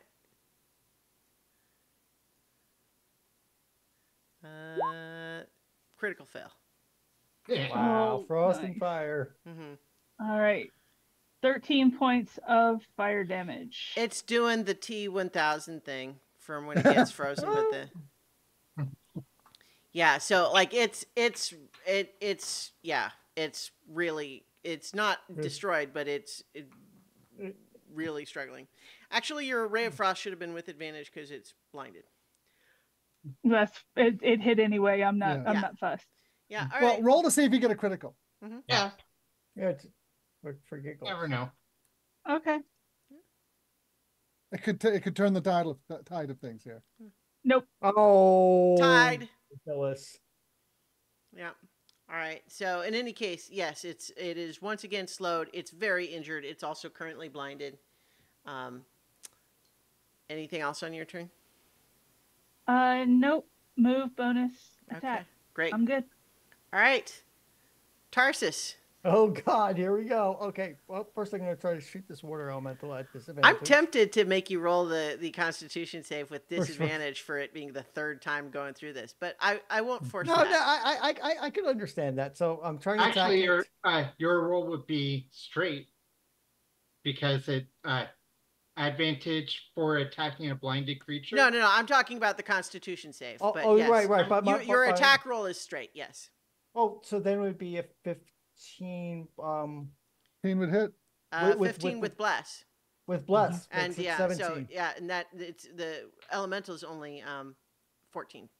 Oh, AC. okay. Yeah, so go ahead and roll your damage. So that's 12 force damage on the water elemental. All right. So go ahead and roll your Constitution save. Okay, here we go. A 15 plus the bless. Oh, you are rolling it with disadvantage? 19. I guess I didn't officially yeah, say yeah, it was, yeah, had to you're be, right. but I kind of. I'll do. Yeah, no, we agreed with it. Okay, so it's only it's Oh. only an 8. Yeah. So Tarsus is here's coral so I petrified. think with this last little bit of movement, Tarsus is struggling, but as you release that arrow, as that the release is the last of your movement that you're able to manage, but the force arrow shoots through and destroys the water elemental. Yeah. But now you all look and see that the coral growing over Tarsus has now not merely grown around him, but has replaced his form. In bow action. Yes, Wow. in the just having released the arrow. Yes. So. So we. And I think that's. I mean, and we're kind of at our normal time, so maybe that's a fun. Yeah. Unless Paul has an immediate replacement. No, I think I will come back at the castle. Okay. So we'll do that next time. All right. So. Is it, that's anchored into the ground? Yes. Okay. Yeah. Now, that said, you could chip him off the ground, but that's what started all this. Yeah. I think the prudent thing to do is to leave him behind because we don't have the resources to recover him. Yeah. Also, it'll be fine both in the meta and even in the fiction. There's a little bit of like, like well, all right. We tried. Yeah. So, no, it's actually funny that we happen to do a coral thing just because I'm noticing on my little search bar here that it is apparently today World Reef Day. Wow. Oh yeah, I wrote down at that. Oh. When you started mentioning, it's like, oh wait, yeah. Tarsus doing his part, not like the rest of you chumps. Coral of the universe.